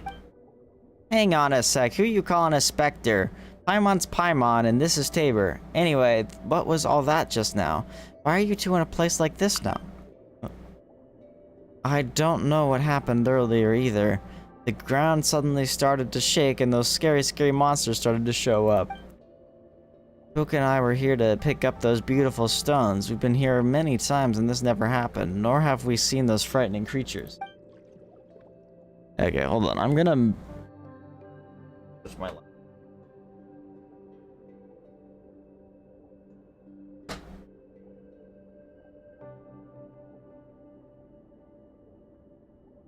I honestly have no clue why it's doing that. It's really bothering me. This is an expensive light, man. I don't want to have to replace it. So I've been wanting to ask this, but why is Mimir here? Mimir brought us here. Huh? How'd you know we were here? Father told me. He told me that you were in danger, that I should ask Tabor and Paimon to come and save you. Father? Oh, I see. So it's Father who asked you to come and save us. Thank you, Mimir. Yeah, so you know who Father is? Glaisty? No. Still, Mimir always talks to herself about how she's able to speak to Father. I've always supposed that that's her imaginary friend. She's largely alone otherwise. I don't know what's going on, but thank you all the same. Don't thank me. I didn't do anything. Father's the one who told me what to do. My apologies for interrupting, Miss Mimir, Miss Puka. Considering our surroundings, I suggest that we leave this place post-haste to avoid further attacks. Another dog appeared. Calm down, Puka. This is the robotic dog Mimir picked up before, right? It couldn't move before, though, could it? A keen observation, Miss Glaisty. Regardless, my logic circuits recommended that we not tarry. Please allow me to escort you to a safe location. The contamination index here has exceeded the threshold of human tolerance. Contamination index? That be related to the hallucinations I saw earlier? A safe place? So do we just need to go back home?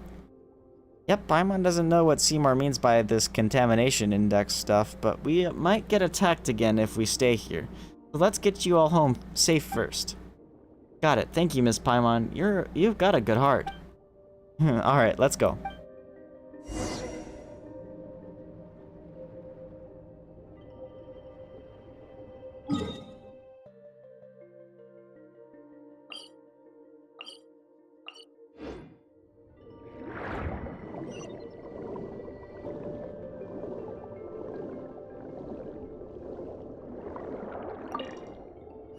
I think that's the wrong way, but we'll go that way anyway. For the sake of loot.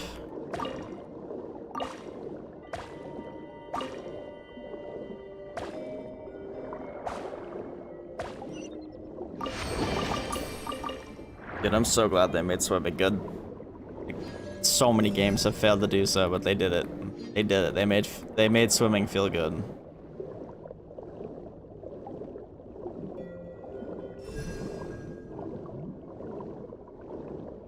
Like a giant seashell.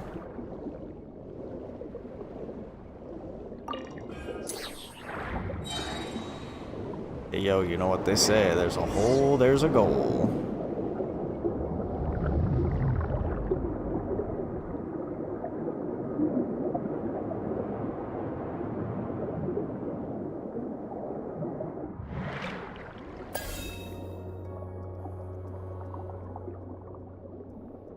I don't know why my fucking light's doing this shit, bro.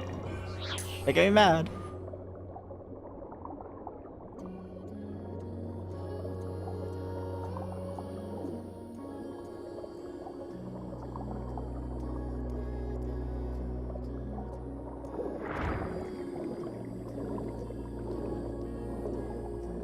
It's so magical.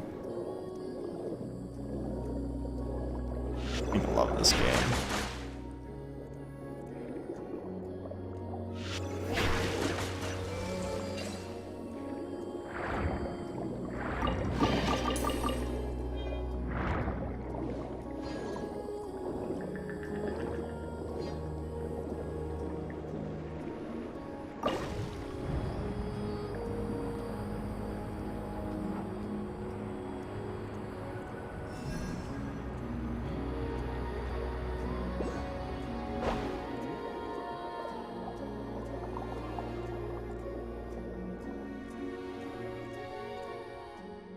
So there was a village here too, huh? Yes, this place was closer to the ore veins, so... As for me, I'm here because it makes it easier to care for the injured animals in the area. Anyway, we should be safe once we reach home. Thank you, Tabor Paimon. Thank you as well, Mimir. If it wasn't for you, we might have never made it back. Let's have tea next time we get the chance. Oh, come on. That's no way to... now's not the time to be shy. I'm not shy. I'm just... Oh, never mind. I understand. In that case, we'll go back first. Thank you for escorting us, Tabor Paimon. See you. Stay safe.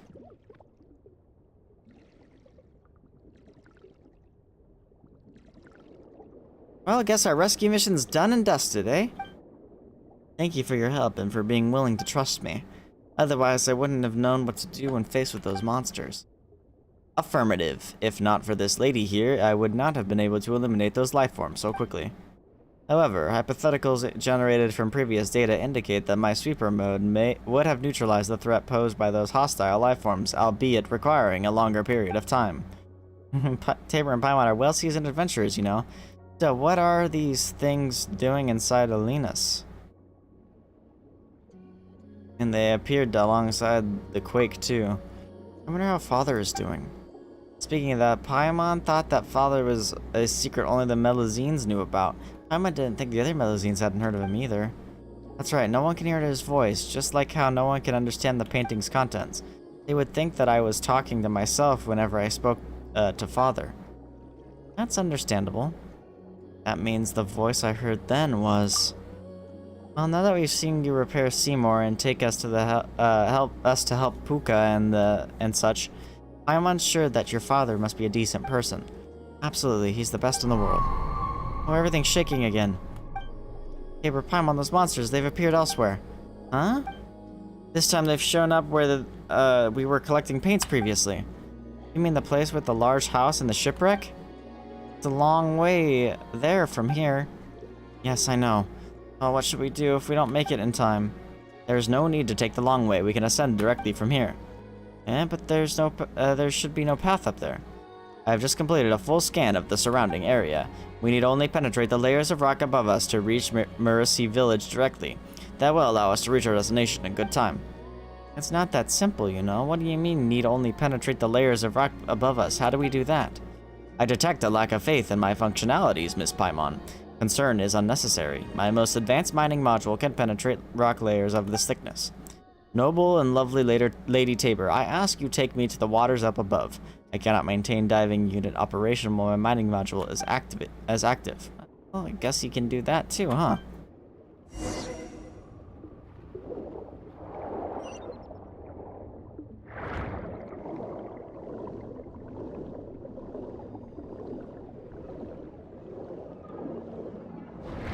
Give me mind him.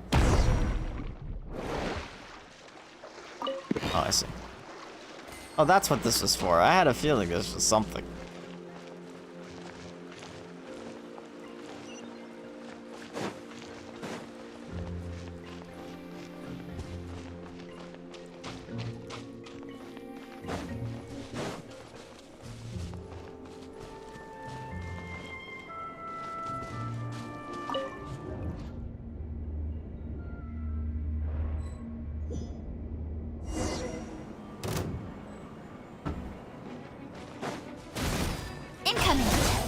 Wind strike! Grow! With sword from thumbs. shadow. Don't blink!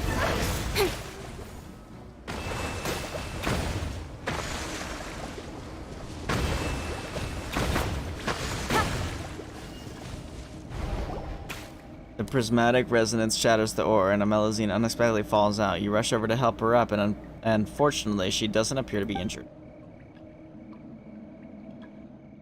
Mimir, what are you doing here? And you are... Paimon's Paimon, and she's Tabor. Mimir brought us here. Hold on, I gotta use the restroom.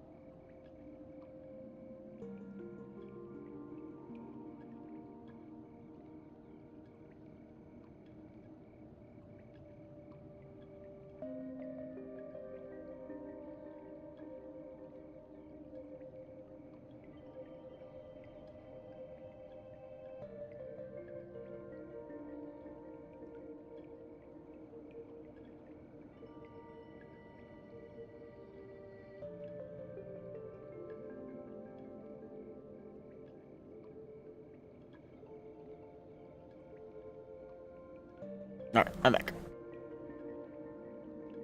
Ah, is that so? Thank you all. My name is Verda, but just call me V. I'm an apprentice agent of the Merchasse Phantom, whatever that means. Still, I didn't think I would get into this mess. How embarrassing. An apprentice agent? Oh, so you're with the authorities in Fontaine. No. It's a self-proclaimed title at the moment. One day, though, I'll be a proper agent, just like Sedile. Wait, you can give yourself that title? Anyway, what happened just now? Why'd you end up inside a rock? Did I do something like that? I don't remember. I just remember falling down while fleeing, but nothing else after that. That was Father protecting you. Father? Never mind that for now. Even Tabor and Paimon don't know what that's about.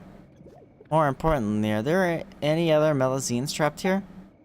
I didn't see anyone else. I was just doing special training alone here, after all. But I did catch sight of some humans I've never seen before. Might have been 4 of them? Humans you've never seen before? What? Sounds like they're Eremites. Wait a sec. Did you just say you come across some purple guy and 3 people in red scarves? That's right. Are they your friends? How should we explain this? You tell Verda about what happened before. Huh? So that actually happened? Now that I think about it, they were behaving very suspiciously. I guess I still have a lot to learn. We're Sedile in my shoes. Did you see which way they went? Yes, they were heading that way. Alright then, let's go after them, Tabor. Sis, why are these things still chasing us? Do I look like I know, you numbskull? It's just bad luck. Come on, are they seriously still coming? It's those suspicious people. Stop, don't run. Be careful, those things behind them are... please help us, we'll pay you, I swear. Uh-oh, all those monsters are coming this way. Careful, Tabor. Excess hostile reactions detected. Switching to purification mode. For your own safety, Miss Mimir, please keep a certain distance. Speed of light. Reptiles, bro, everywhere.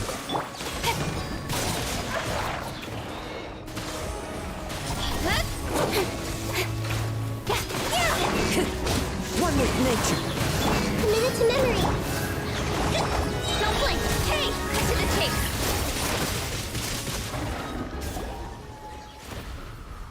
Saved at last. Whoa, hey, what are you doing? Arresting the masterminds behind the summoning of these creatures. What else? Wait, we didn't do anything. We were just being chased by those monsters, honest. What's going on? Tell us everything. Also, what about that purple guy? Where's Jacob? That's right, confess. Whatever.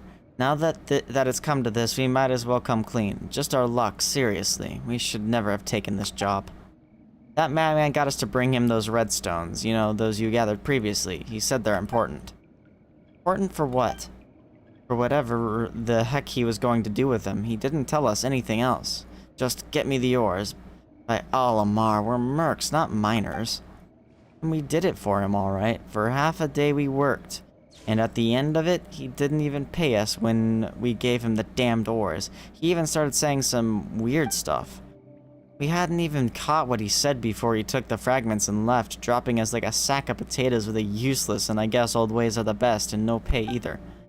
I was going to get even with that scoundrel, but he didn't. He did some hand sign and blabbered out something in a language I didn't know. That's when those monsters appeared and they chased us all the way here. Why, that scumbag. Did he summon the monsters at the other locations? What other locations are you talking about? Same monsters appeared in areas around the village, and they're attacking Melazines wherever they find them. Wait, did something like that happen? I didn't know, I swear. After leaving your place, that Jacob guy led us to the intersection up ahead. We didn't really delay. Welcome back, Nina. So basically, he never told you anything except that you should go steal the paintings. Don't even bring that up.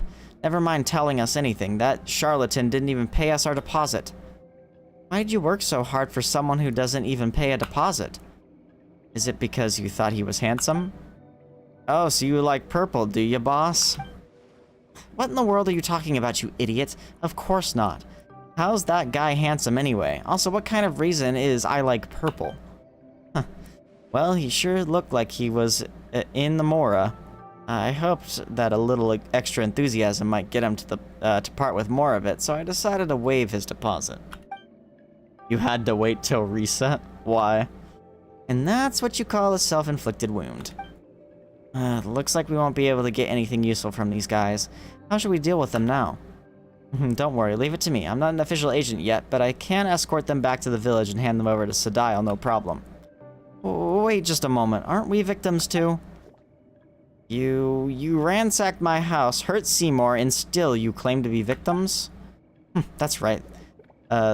Wait, whose house did they ransack? Stop, that's not the main point. Exactly, to think that you'd even do something like that. You're incorrigible? Incorrigible? I don't even know, bro. I've never seen that word in my life. Oh my god. You have a problem. Come with me now, and don't you dare resist. Well, wait. You're going after that guy, aren't you? We know where he's gone. Listen, he's headed towards the place where the giant rock is hanging. You know, over that way. If you give chase, you could still catch him. The place with the giant stone? Wait, you mean... It's a warm place that makes people at ease. Why would you tell us this? Hey, even mercenaries know how to be picky about our employers. That self-serving monster summoning fraudster is no employer of mine, no matter how much he's offering. Not that he even paid us the deposit in the first place, I mean. Everything's shaking again. You should start saving now and just not get E2. Got him. Hey sis, do you think this earthquake could be... Crap. If more of those monsters show up... Hey shorty, you wanted to arrest us, right? Quick, do it now. We surrender unconditionally. Huh? That's more like it. Go reform yourselves at the Fortress of Meripede and learn to be useful to society. Well, guess we'll leave them to you then. We'll get to the bottom of these quakes. Alright, mercs, don't get any funny ideas or the Mason Gardenage are going to show you what for. After disarming the mercenaries and tying their hands, they went away or something. So, what are we supposed to do now, Tabor? Mimir, what's wrong? You don't look good at all. No, it's not that. It's... Father. It hurts. No. Why are you doing that? I heard it too. And you look just as horrible, Tabor. You heard something. What did you hear? I'm fine, but... We must hurry. That's right, there's no time. Even if you say that, shouldn't you rest a bit? You look like you're hurting all over. Yes, it hurts. I've never experienced anything like this before. But I must go. Father must be suffering far more than I am. Please, Tabor and Paimon, please take me there, to the place where we gathered high-purity ores earlier. Okay, let's go. There should be a shortcut we can take. Holy shit.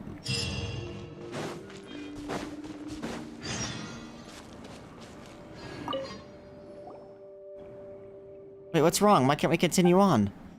Strange. It seems like something's blocking the way. Uh-oh, what do we do? The current's over there. That's right, swim over there because Father's blood is already... Blood? Mimir, are you okay? What blood?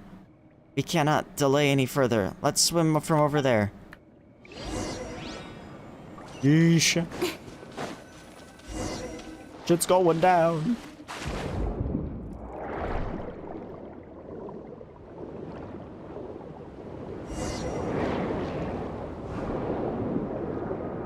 That's odd. Paimon remembers that the currents here used to flow in the opposite direction.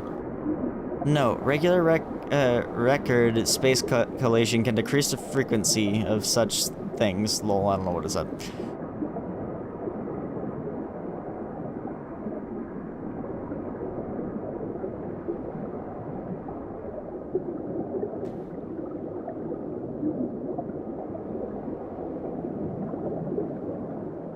Yeesh.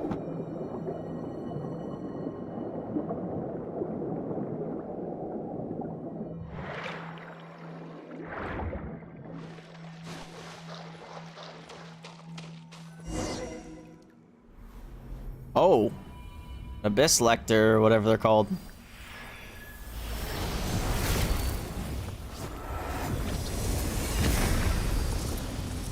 Yeesh.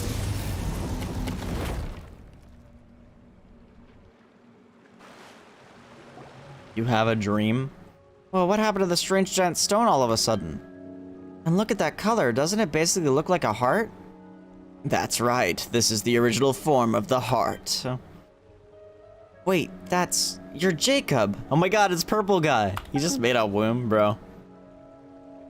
What are you doing? Gathering paint, as you can see. Paint. What an interesting way to describe this filth, and to think that anyone would set it upon canvas. What? Still, your arrival here was quite unexpected. I could have sworn I sealed all the entrances. Did I slip up somewhere?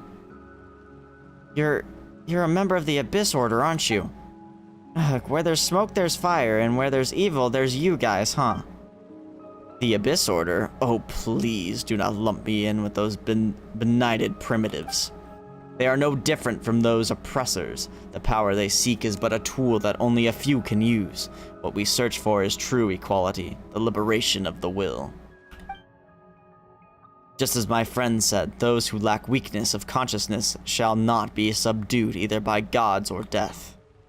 Stop your prattling. If you aren't with the Abyss Order, how do you explain the magic you used earlier? I merely used the power of the Abyss to reverse the crystallization process, that's all. In any case, I had not expected to see its heart withered to such an extent after a mere few hundred years. As such, it needed to be restarted for me to obtain sufficient blood. Sufficient blood? Yes, a rather inelegant method of doing things, you might think. Alas, there is no other way. I, too, initially believed that I could obtain enough congealed blood from Ms. Mimir through peaceful means.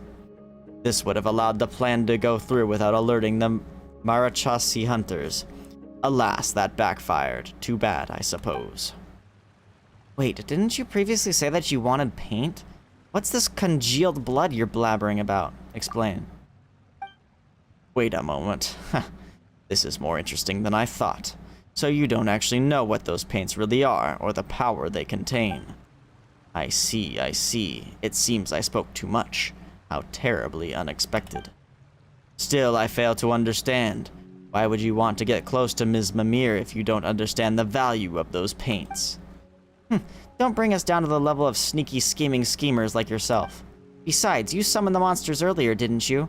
What did you do that for? Why did you have to attack the other Melazines? Attack them? I hardly have the time for such frivolous pursuits.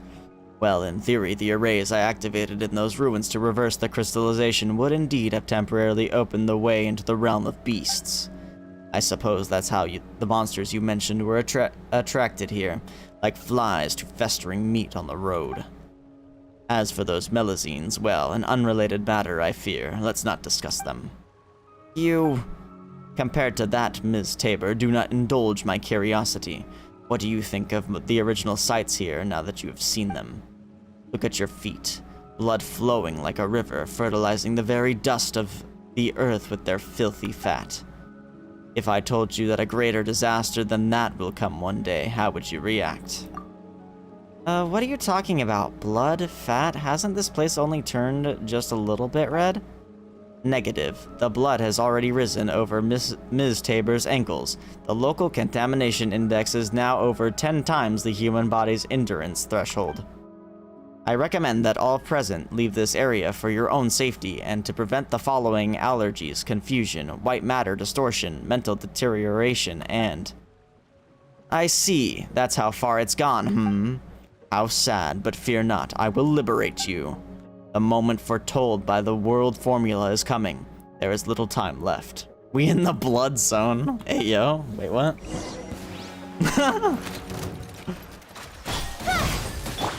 Into the wind. Clouds high. The birds. This way through the lagoon. Speed of light. Lol. Fascinating. I thought that you were only able to reach this place purely through luck, but it appears as if that was not all. Indulge my curiosity, Ms. Tabor. Could you tell me who you are, exactly? That's none of your concern. Not going to answer. Well, that's fine. It was just a mild curiosity of mine, after all. Forcefully shed this guy? He's a placenta, if you think about it. What? In any case, I haven't any further time to waste here. The appointed time is coming, and I have enough blood to use. Any further delay may invite unwanted attention. We're not gonna let you get away. What time are you talking about? And that is none of your concern. It has nothing to do with you, after all. Anyway. Tabor, look out! What the? What is this? You despicable, what have you done to Tabor? I wouldn't use that word. This is a matter of utility, not morality. You are indeed very strong, Ms. Tabor, but I wouldn't say the same for the others. Where did these monsters come from this time? Apologies, Jacob Ingold, but I fear I cannot let you do this. Ms. Mimir, Ms. Paimon, please get behind me. My duty is to defend. All attempts to harm you will not succeed. Such arrogance, you piece of soulless scrap. You are unable to defend Marion then. All you will do today is confront that incompetence once more. Anne? And should you survive this battle, the giant revived beast will crush and digest you all. Well then, farewell. In the Dorito zone? Because it's a triangle? Well then, farewell. They're coming this way. Restart. Tabor, based on the results of the scan, your attacks will not affect the structure. It's too fast. We're gonna on. Wow. Stop yapping and help us think of something. Father? It's a breacher premise. It's heading for the Traveler. Oh no, look out. Huh? It's attacking that barrier. Let me out.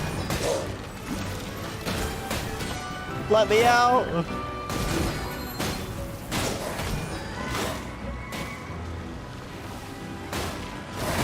We're free!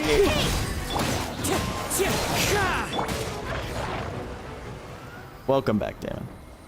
Phew, guess we're finally safe, huh? Still, what's with that round thing? It was helping us? Dude, my light is going to freaking drive me insane. What is wrong with you?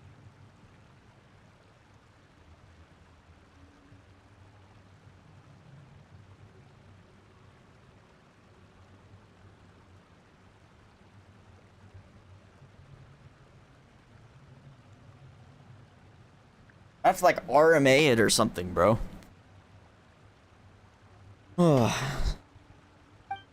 Mimir, are you okay? Yes, father. Huh? Here? Oh, Paimon thought you were talking to us. It's that sound again. I understand. Since this is your will, it will be done. Tabor, Paimon, could you both strike a pose? I'm going to start drawing. Wait a moment. Paimon hasn't mentally prepared herself or figured out what pose to strike. Actually, wait, why are we even doing this right here and now? I don't know how to explain, but I think Seymour can help. Logic module, calculating, attempting to rationalize reason for question, results, insufficient data, cannot answer. Better be a devious pose. My logic module concludes that your decision is far from logical, Ms. Mimir. Seriously, Seymour, what are you doing? And also, why did you push the problem to him, Mimir? My primary design is to... now sorting data fragments. Seymour, are you okay? Oh boy, looks like he's hanged. Sorry, Paimon, but there's no more time to explain. If we don't hurry, it'll be too late. Well, sure, okay. This doesn't feel quite right, but Paimon trusts you. I have faith in you too, Mimir. I know you won't do anything to harm us on purpose. But, Paimon hasn't decided what pose to strike yet. Any thoughts, Tabor? Strike an all goes just as planned pose. Strike a come on you lot pose. Strike a confident pose. Aren't all of these confident poses? I feel like this is the illusion of choice.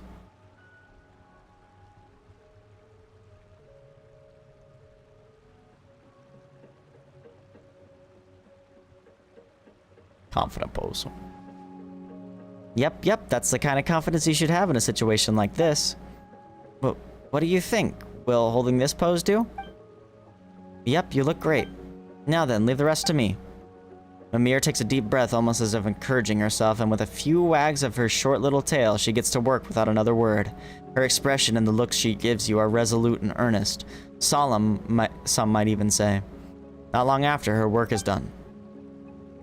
It's done. Wow, that was super quick. Well, Tabor, let's have a look, shall we? Lol. She drew the Welkin Moon! Wait, did we get pulled into the painting?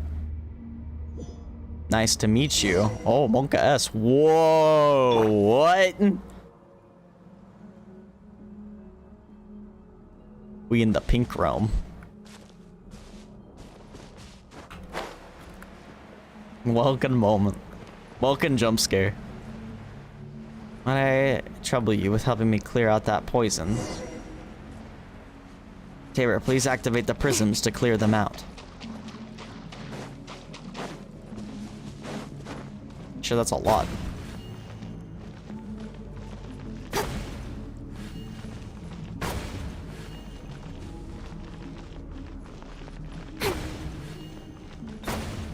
Bruh.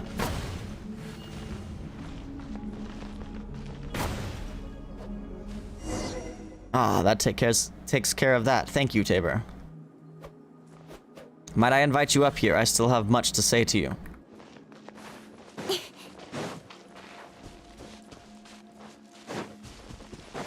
I'm in the bone marrow now.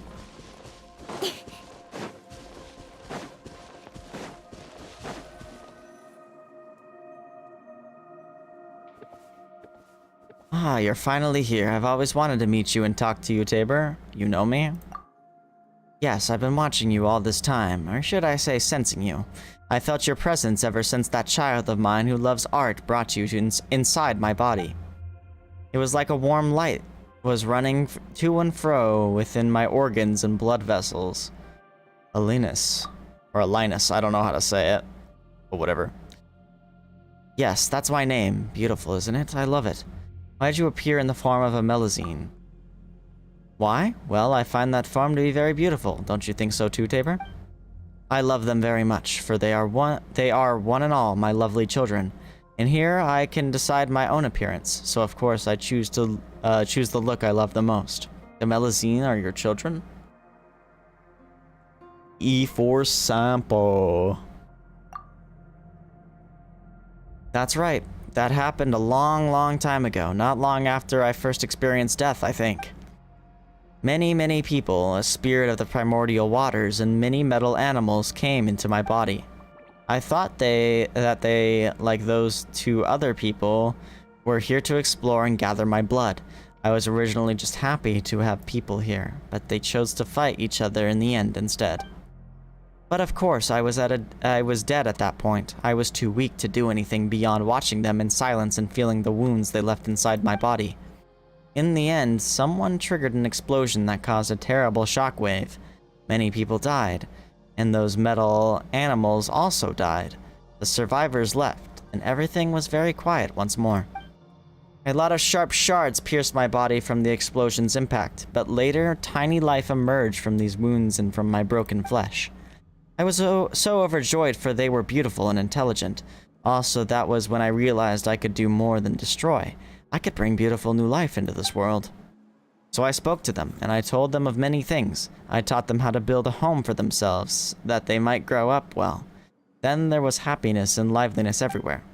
Later, they gradually became unable to hear my voice. That's fine, though. Just as Mother once said farewell to me, all children must grow up and leave their parents. Only that child who loves paintings still speaks to me, and she even brought her friends. That's how I came to meet you. I truly am happy that that's the case. So you're Mimir's father. That's right. Still, you truly are special. It was only when the situation was past salvaging that I realized how my blood was poisonous to humans. But when you came into contact with my blood, not only did you not get poisoned, but instead you slowly became linked to my and my daughter's consciousness. You began to see and sense many things. You are the second person I have met who did not fear my blood. Ah, if only there were more people like you. Is this another sibling situation? Who was the other person? Oh my god, Nino. Ah, so you don't know. Oh, it was a Jacob. Ah, so you don't know each other, but I saw you saying so many things to one another. I refer to the person who made my heart start beating again, Jacob. A long, long time ago, he and someone else came into my body to collect my blood. Someone else. I wonder if that someone else is sibling, but who knows? I don't know. It seems like they do that a lot, so. Absorbing my blood would really raise his spirits. At that time, my children were not yet born, and I felt rather lonely as I lay here. As such, I was very pleased to meet them, and I was very pleased to have helped him out. He must have tried to restart my heart to thank me for helping him out using my blood. But I'm afraid I can't accept his kindness. As such, I thank you for stopping him. And me. Why? Well, if I were to be revived, my heart would beat, my blood would surge, and my eternal organs would come to life again.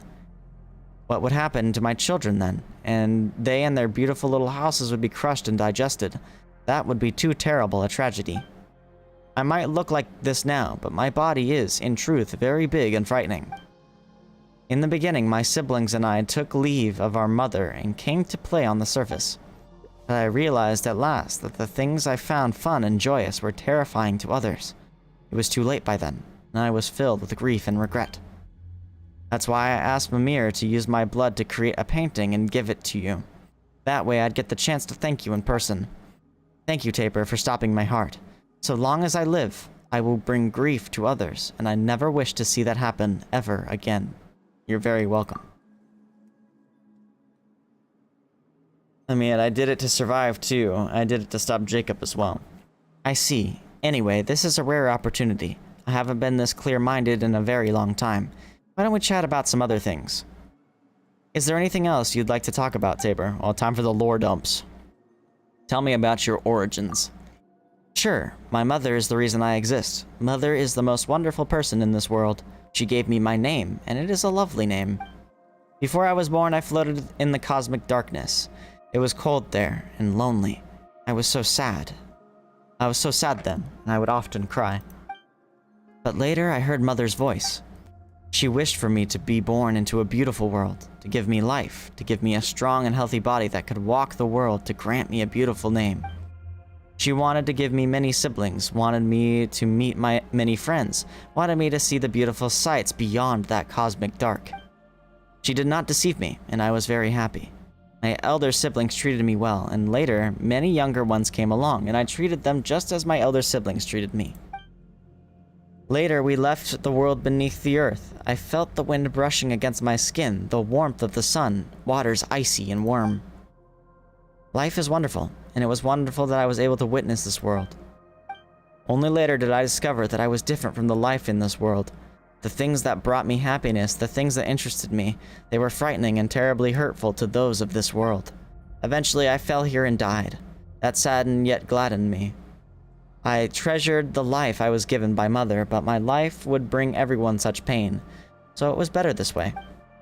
Later, just as Mother gave me life, I gave my children life, that they may walk upon this world. That makes me very proud and very happy.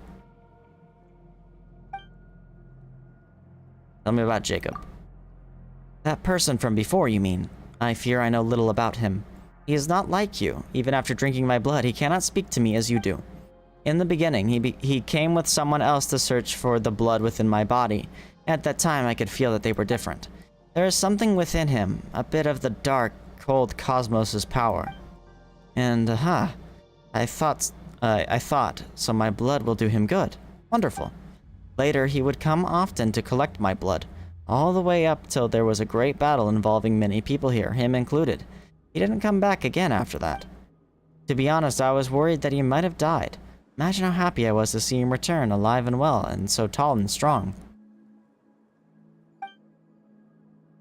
About that breacher premise from earlier. Ah, well, I saw that you were trapped and thought, if this goes on, I will be revived and you will all die.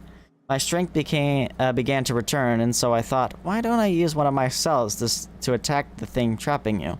That way you'd be able to move. That was one of your cells? That's right. They can help to drive harmful things away from my body and protect my children. However, they aren't as smart as my children, so they will attack you too. Sorry about that. Still, I'm glad to have helped out. I need to go. Paimon and Mimir will worry. That's true.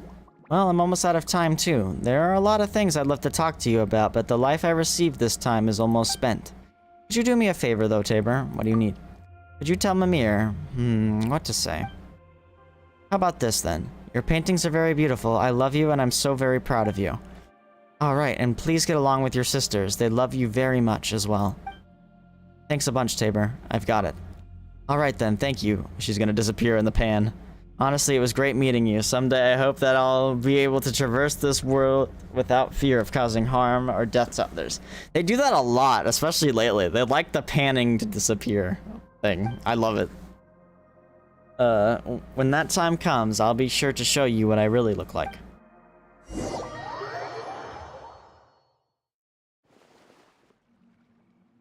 Hey, Tabor, are you alright? You've been staring at this painting this whole time. Seriously, you were just like Seymour. He just said he would be searching for data, and since then, he's just not moved at all. Your paintings are very beautiful. I love you, and I'm so very proud of you. Tabor, you... Wait just a minute, where'd that come from? Are you okay? It's fine, don't worry. Someone asked me to pass their words on to you, Mimir. I see, thank you. Please get along with your sisters. They love you very much as well. Come on, I've always gotten along well with everyone, seriously. But since Father said so, I got it. Thank you, Tabor. Paimon didn't notice this before, but when did that thing over there turn back to stone? The shaking from before seems to have stopped, too. Wait, were you in such a hurry to paint it for us because... Wait, Paimon's got it. People call really good paintings absorbing. Don't they? So you painted that in order to absorb Tabor, right? No, that doesn't make sense. What happened, really? I'll explain in detail later. The problem here seems to have been resolved, at least. Alright then, but you'd better explain later. Yes, Tabor, Paimon, what do you think of this painting? Well, please feel free to critique it. I didn't have much time, and I wasn't my best self, so I'm not very confident about it. Oh, that feels like an excuse. I've got to stop doing that. So, what do you think? I absolutely love it. Which part of it do you like? Paimon can't understand it at all. That's wonderful. I wish we could see it. Paimon doesn't know what to say about your art other than it looks amazing. Huh, is this what they'd call an artistic baptism of fire? Well, I'm glad you like it either way. As long as you do, I'm happy. I'm not a very good speaker, unlike you, Paimon, but when I'm with you, I'm very happy. That's why I want to give you something that makes you happy, too. Preliminary memory fragment sorting is complete. Oh, you're back, Seymour. I may now answer previously unanswerable questions as well. Previously unanswerable? Which questions are those? The ones about my master that Ms. Paimon asked, as well as the aforementioned purpose. I am prototype 4ACV07, designed to accompany and protect my master, Ms. Marianne. Marianne? That Jacob guy mentioned that name as well, didn't he? Affirmative. Miss Marianne was my master, and my prime directive was to accompany her on behalf and ensure that she would smile happily. I have not been able to fulfill that duty for clockwork cycles due to the lack of a relay module. In truth, I cannot ascertain Ms. Marianne's present location either. This should never happen. My logic unit requires immediate repair. As such, if you do not mind, allow me to depart for now. My standard deduction module has already calculated the most likely location where I may collect information, and I must go there. Wait, Seymour, are you leaving? Affirmative. I thank you for your care thus far, Ms. Mimir, but I have a duty that I must fulfill. Then I'll come too. Negative. Deduce danger level high. For your safety, I must refuse your proposal, Ms. Mimir. But I will promise to return and express formal gratitude to you once I find my master. Unfortunately, some of my memories remain damaged, so I do not presently know where the Ordo that I must reach is precisely. As such, my search will inevitably take a great deal of time. For that, you have my apologies in advance. I see. I understand. There's something you must do, and so you have to leave, but you'll come back to find me, won't you, Seymour? Affirmative. Alright then, be careful, Seymour. You have to come back, alright? My token, the symbol of my life, is with you. So don't go breaking down someplace where I can't find you. You have my word, Ms. Mimir. I will fulfill my mission and return to your spatial coordinates. Okay, got it. Anyway, I've suddenly got a bout of inspiration, so I'm going to go paint now. Don't forget to come back and see me when you finish your work, okay? You have a deal. We'll take care of Seymour for you for now. Alright, I understand, Tabor, Paimon, Seymour. You all stay safe, alright? I'll make a move first. Dude, she's so sad. Mimir. So, where are we going next? Seymour mentioned this place called the En Ordo, right? The En Ordo. What sort of place is the En Ordo anyway? I keep calling this the En Ordo, by the way, because I can't say that word. I'm not even gonna try. Anyway. Alright, good night, Nino. Searching. Insufficient data. Unable to answer. My standard deduction module was only able to give this name. Apart from that, I do not possess any related information. Wait, then how are we supposed to find the place? We can help. Calculating. Affirmative. Your presence on the journey will greatly increase its success rate. Thank you very much for your help, Ms. Tabor. But let's just go anyway. Once everything's settled, we'll bring you back to see Mimir. It's actually pretty easy to say.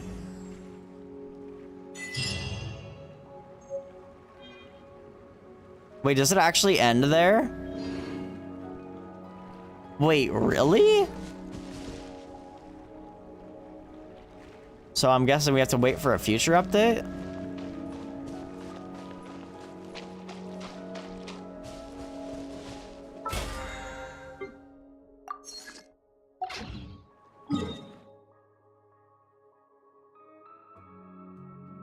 Anyway.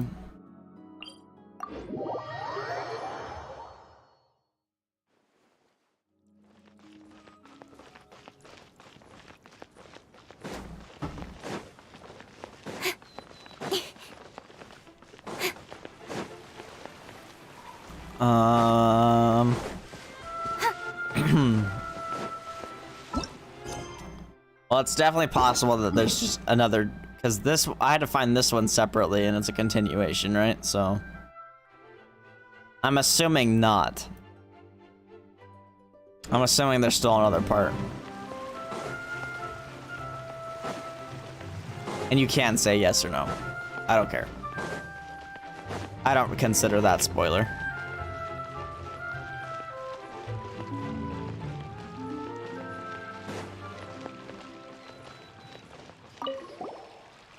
You know, it's so funny is I haven't even seen the mechanics of these guys yet.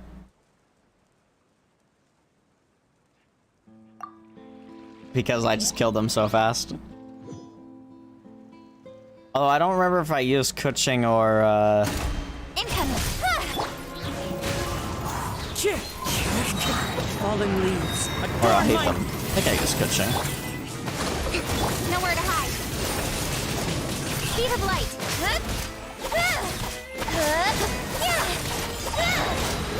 Lol.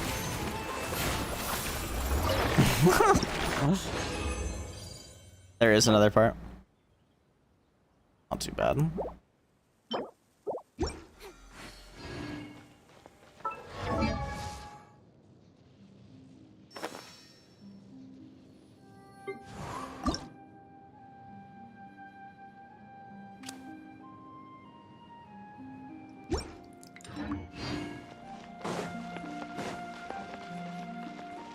Saw a quest over here. Hope I see an easel. I wonder if it's the one little girl again. Or maybe it's not an easel that I'm seeing. That's also not where I am looking. Nope, it's just a, it's a freaking tree. I thought it was an easel. Oh my god. Oh, it's these people again.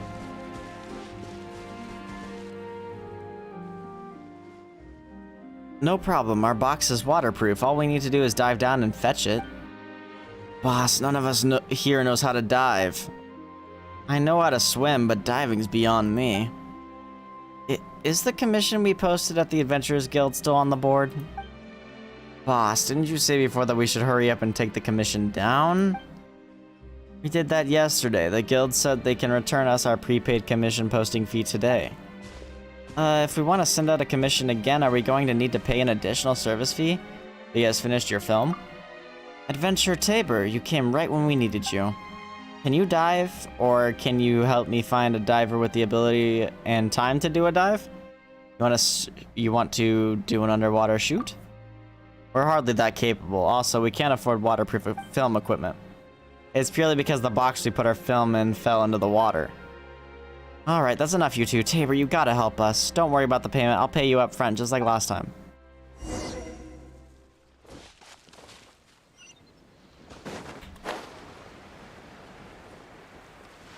What the hell? What the mechanical fish doing?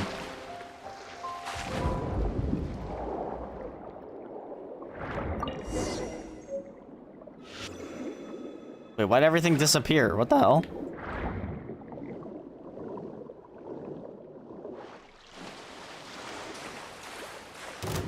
Don't blink.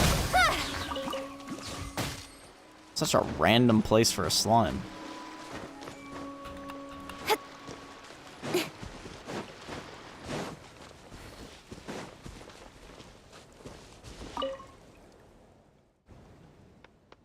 You're the best, Tabor. You're the absolute best. If it weren't for you, everything inside this case would have been lost. We need to get back to the city and give these films to Mr.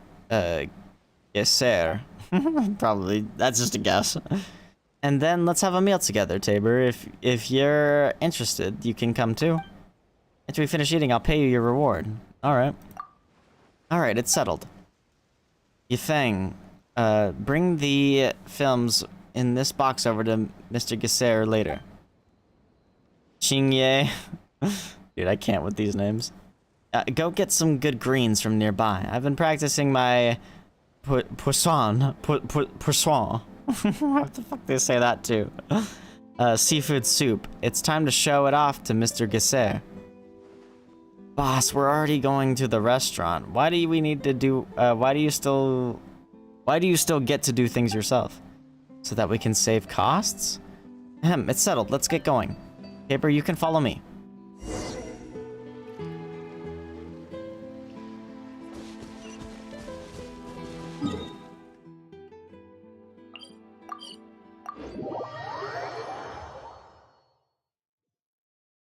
I'm almost wondering if maybe putting the light in a closer to the source.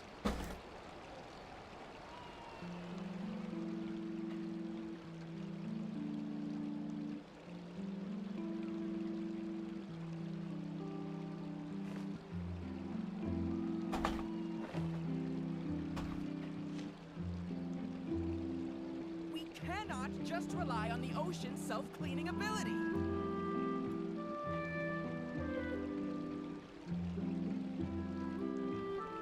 I can't enough see now. procrastinating. Let's go.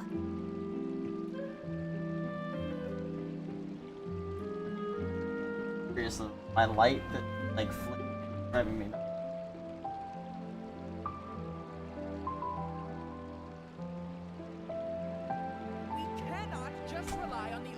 Self-cleaning ability. I'm just wondering if I'm like potentially overloading my power strip, but I don't know.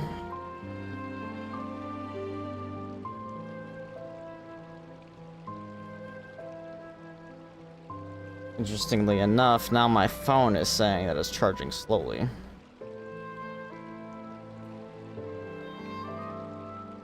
That's fine now. We cannot just rely on the ocean's self-cleaning ability. I don't know. I'm just going crazy, I guess. Whoa, excuse me.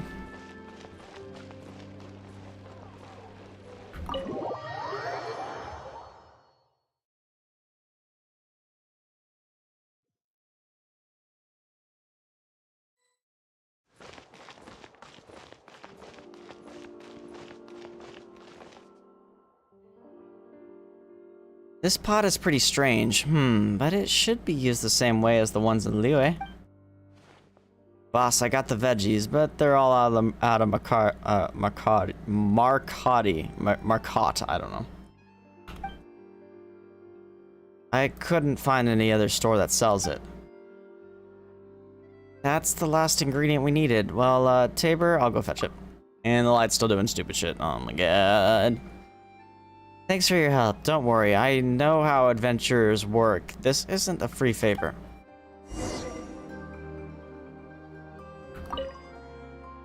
I got it. Okay, gotta get this meal started as soon as possible. Gotta do this fast. Mr. Gisser is almost there, almost here. Tabor, I'd like to introduce you to a master filmmaker, Mr. Gisser. Mr. Gisser, this is Tabor, a highly skilled adventurer. If you plan to shoot an action film in the future, you should definitely consider casting Tabor as the lead. Miss Chu exaggerates. I'm not some filmmaking expert. I'm just someone who's somewhat familiar with the uses of lighting for filmmaking. Ah, you're too modest. The lighting in your films practically speaks for itself. Uses of lighting in filmmaking? Yeah, in my lighting theory, I believe that the manipulation of lighting is the manipulation of emotion. But how should I put this? My theories have yet to be regarded in Fontaine's film industry. Most directors prefer us to use direct movement or the scene itself to illustrate their stories. I've shot a few films purely using lighting transitions to express narrative, but almost no one was interested. But now at least one director thinks my lighting theory has value. Director? Me? Don't jest, I'm just a tea vendor. Who said a tea vendor can't be a director? I was just a journalist before. Journalist? Then you must be good at writing reports. Just like those in the papers. I suppose. What about it? Just as well. Nothing. Let's eat. We'll have plenty of time to work together in the future. Everyone takes a seat to Ms. Chu's forthright laughter. After the meal, Miss Chu makes an... Oh my god. Whatever. Text goes too fast, man. That it?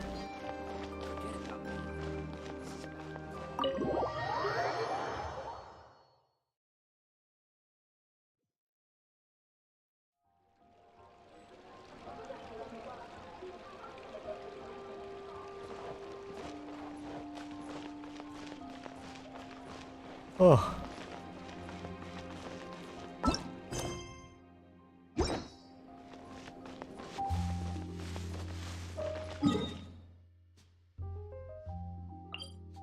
Let's go beat up the clockwork thing again.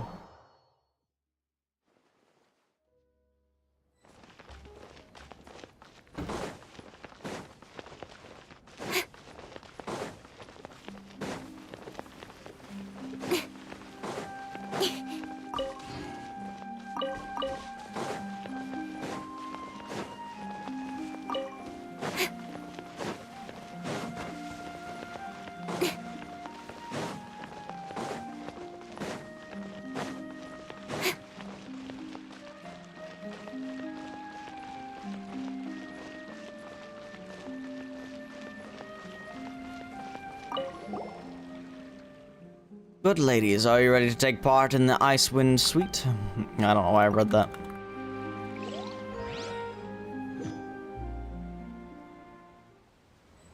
Speed of light. I think my light got worse. Clouds high. The birds come. Committed to memory. Wait, allow me. Don't blink. Holy shit. With sword comes down. My worst run of this yet. Hey. Dude, what's going on? Please hurry a little. Covenant of the deep.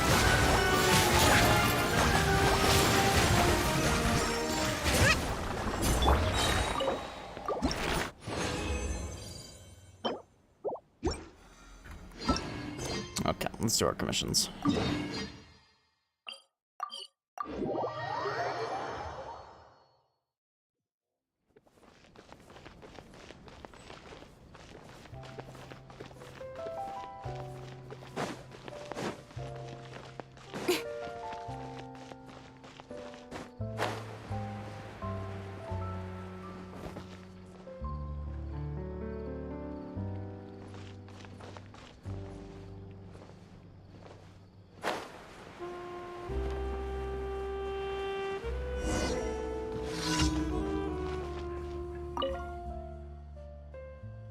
Ah, you don't have to make coffee for any of our guests today.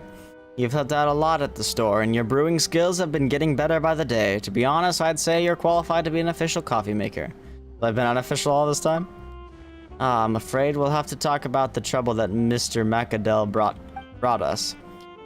I feel like my light got fucking worse, bro. This is pissing me off. This fellow from the Palais has absolutely no knowledge about coffee, but he certainly is a master at making something out of nothing. He has requested that all cafes implement a system he designed, and that we accept the Palais Mermonia's supervision. To be more specific, the abilities of all employed coffee makers must be assessed and assigned a level from 1 to 5. This assessment not only includes a 27-page exam, but also a series of practical tests ranging from basic to advanced. Once that process is complete, Mr. Macadel and his fellow make-work specialists will distribute level certificates to the coffee makers. Some of the certificate is official, and the opposite is true of those without. What's the purpose of said certificate? As far as I and others in this line can see, not much, at least with regard to brewing coffee. It will not make someone's brew tasty or terrible, nor will it affect the maker's ability to make coffee. What it does do, however, is allow Mr. Macadel to set up a coffee management office under his personal banner again, no less, with a whole bunch of subordinates under him. So will I need to take said exam? What? No. In truth, Mr. Macadel's system was suspended not 5 months into its implementation. According to his so-called testing standards, only a handful of people in all of Fontaine would count as certified coffee makers. I mean, we all know this is a meaningless title, but the customers don't. If they hear that a cafe employs an uncertified coffee maker, then they might also think the cafe is an unlicensed establishment. The cafe workers who took losses as a result would be very displeased. They banded together to send Mr. Macadel's office advisory letters, I think. It came up to 3 a week. After some earnest conversation, they came to an agreement all parties were satisfied with. The assessment plan proposed by Mr. Macadel would not change, nor would the coffee maker designations. But the exam and the standard answers would be sent to all various shop owners, with the practical operation assessment also being in their hands. After evaluating a coffee maker, the owners must also write an evaluative description and promissory letter before sending those to the Palais Mermonia. Finally, the coffee management office will then send the certification to the coffee maker in question. Macadel has recently announced that the issuing of all physical certificates will be temporarily slowed to decrease office spending. Certified coffee makers merely need to register with them in person. This certification is completely pointless. Well, those gentlemen at the Palais Mermonia specialize in exactly these things. And don't you worry, I know what to do with the paper exam. However, according to my own house rules, any official coffee maker must be able to create their own special blend of coffee before they can take up the title. Come, here are some ingredients that have never been used in brewing coffee. Marcotte, Rainbow Rose, and Lumido Spell. Pick one. I'd like to see what new coffee blend you'll be able to come up with. Go with the Rainbow Rose. An interesting thought. Use this plant to make coffee. Very daring indeed. Good. I'll help you process the ingredients and then you can start.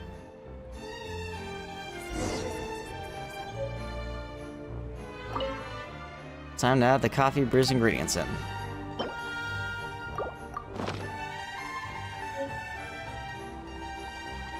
Coffee is brewed in a precise and efficient manner. What stunning flavor and what a rich aroma. Let me have a taste. Perfection. This flavor is perfect. You're a natural. Surely you exaggerate.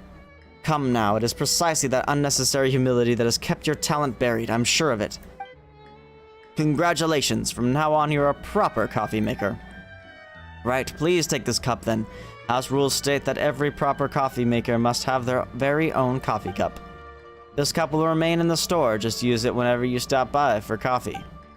Once I'm ready, I'll talk to dear Mr. Macadel at the coffee management office to have you noted down as an official coffee maker. Let's hope he's amenable. Oh. I'm a coffee master. Shoot. Well, that's awkward.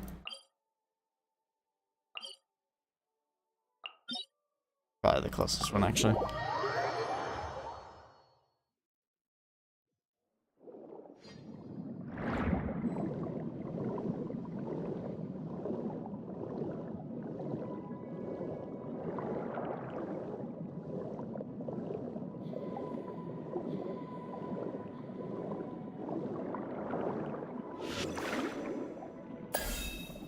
Oh shit, these guys are back.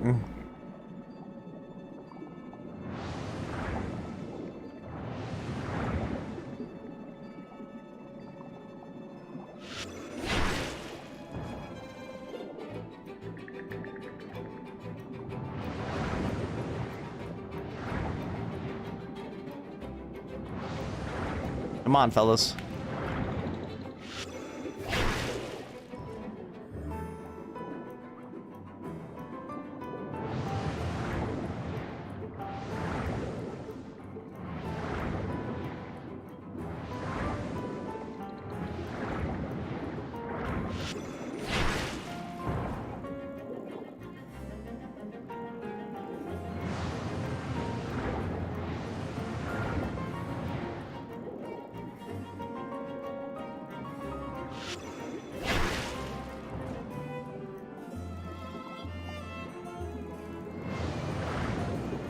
Lol.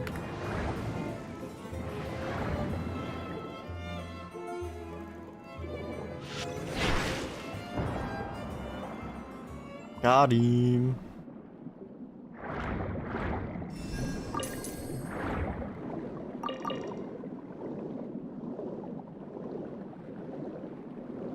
Oh my god, look at them, they're so cute.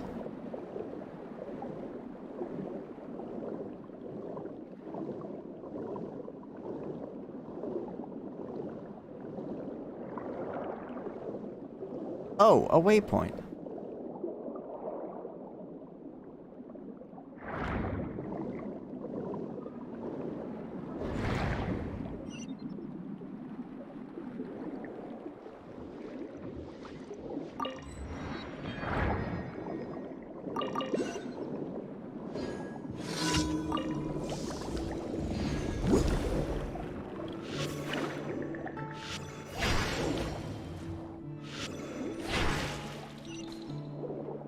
Easy.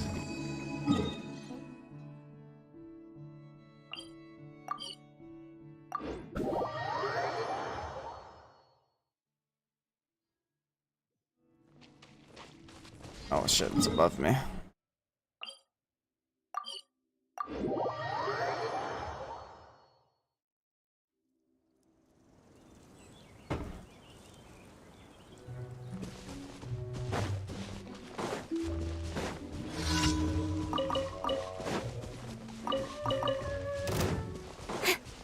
Speed of light. Huh?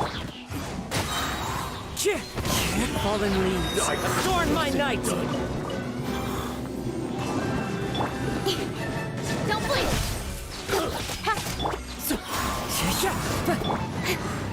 You're open. Speed of light. You're open.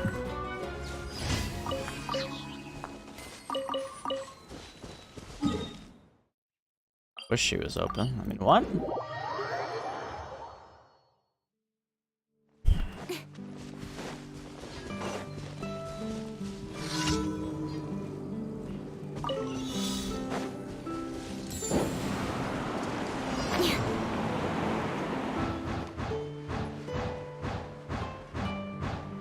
Woo!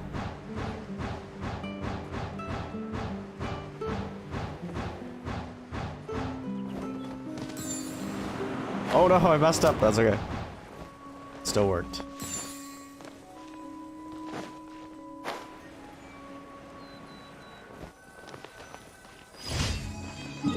Og.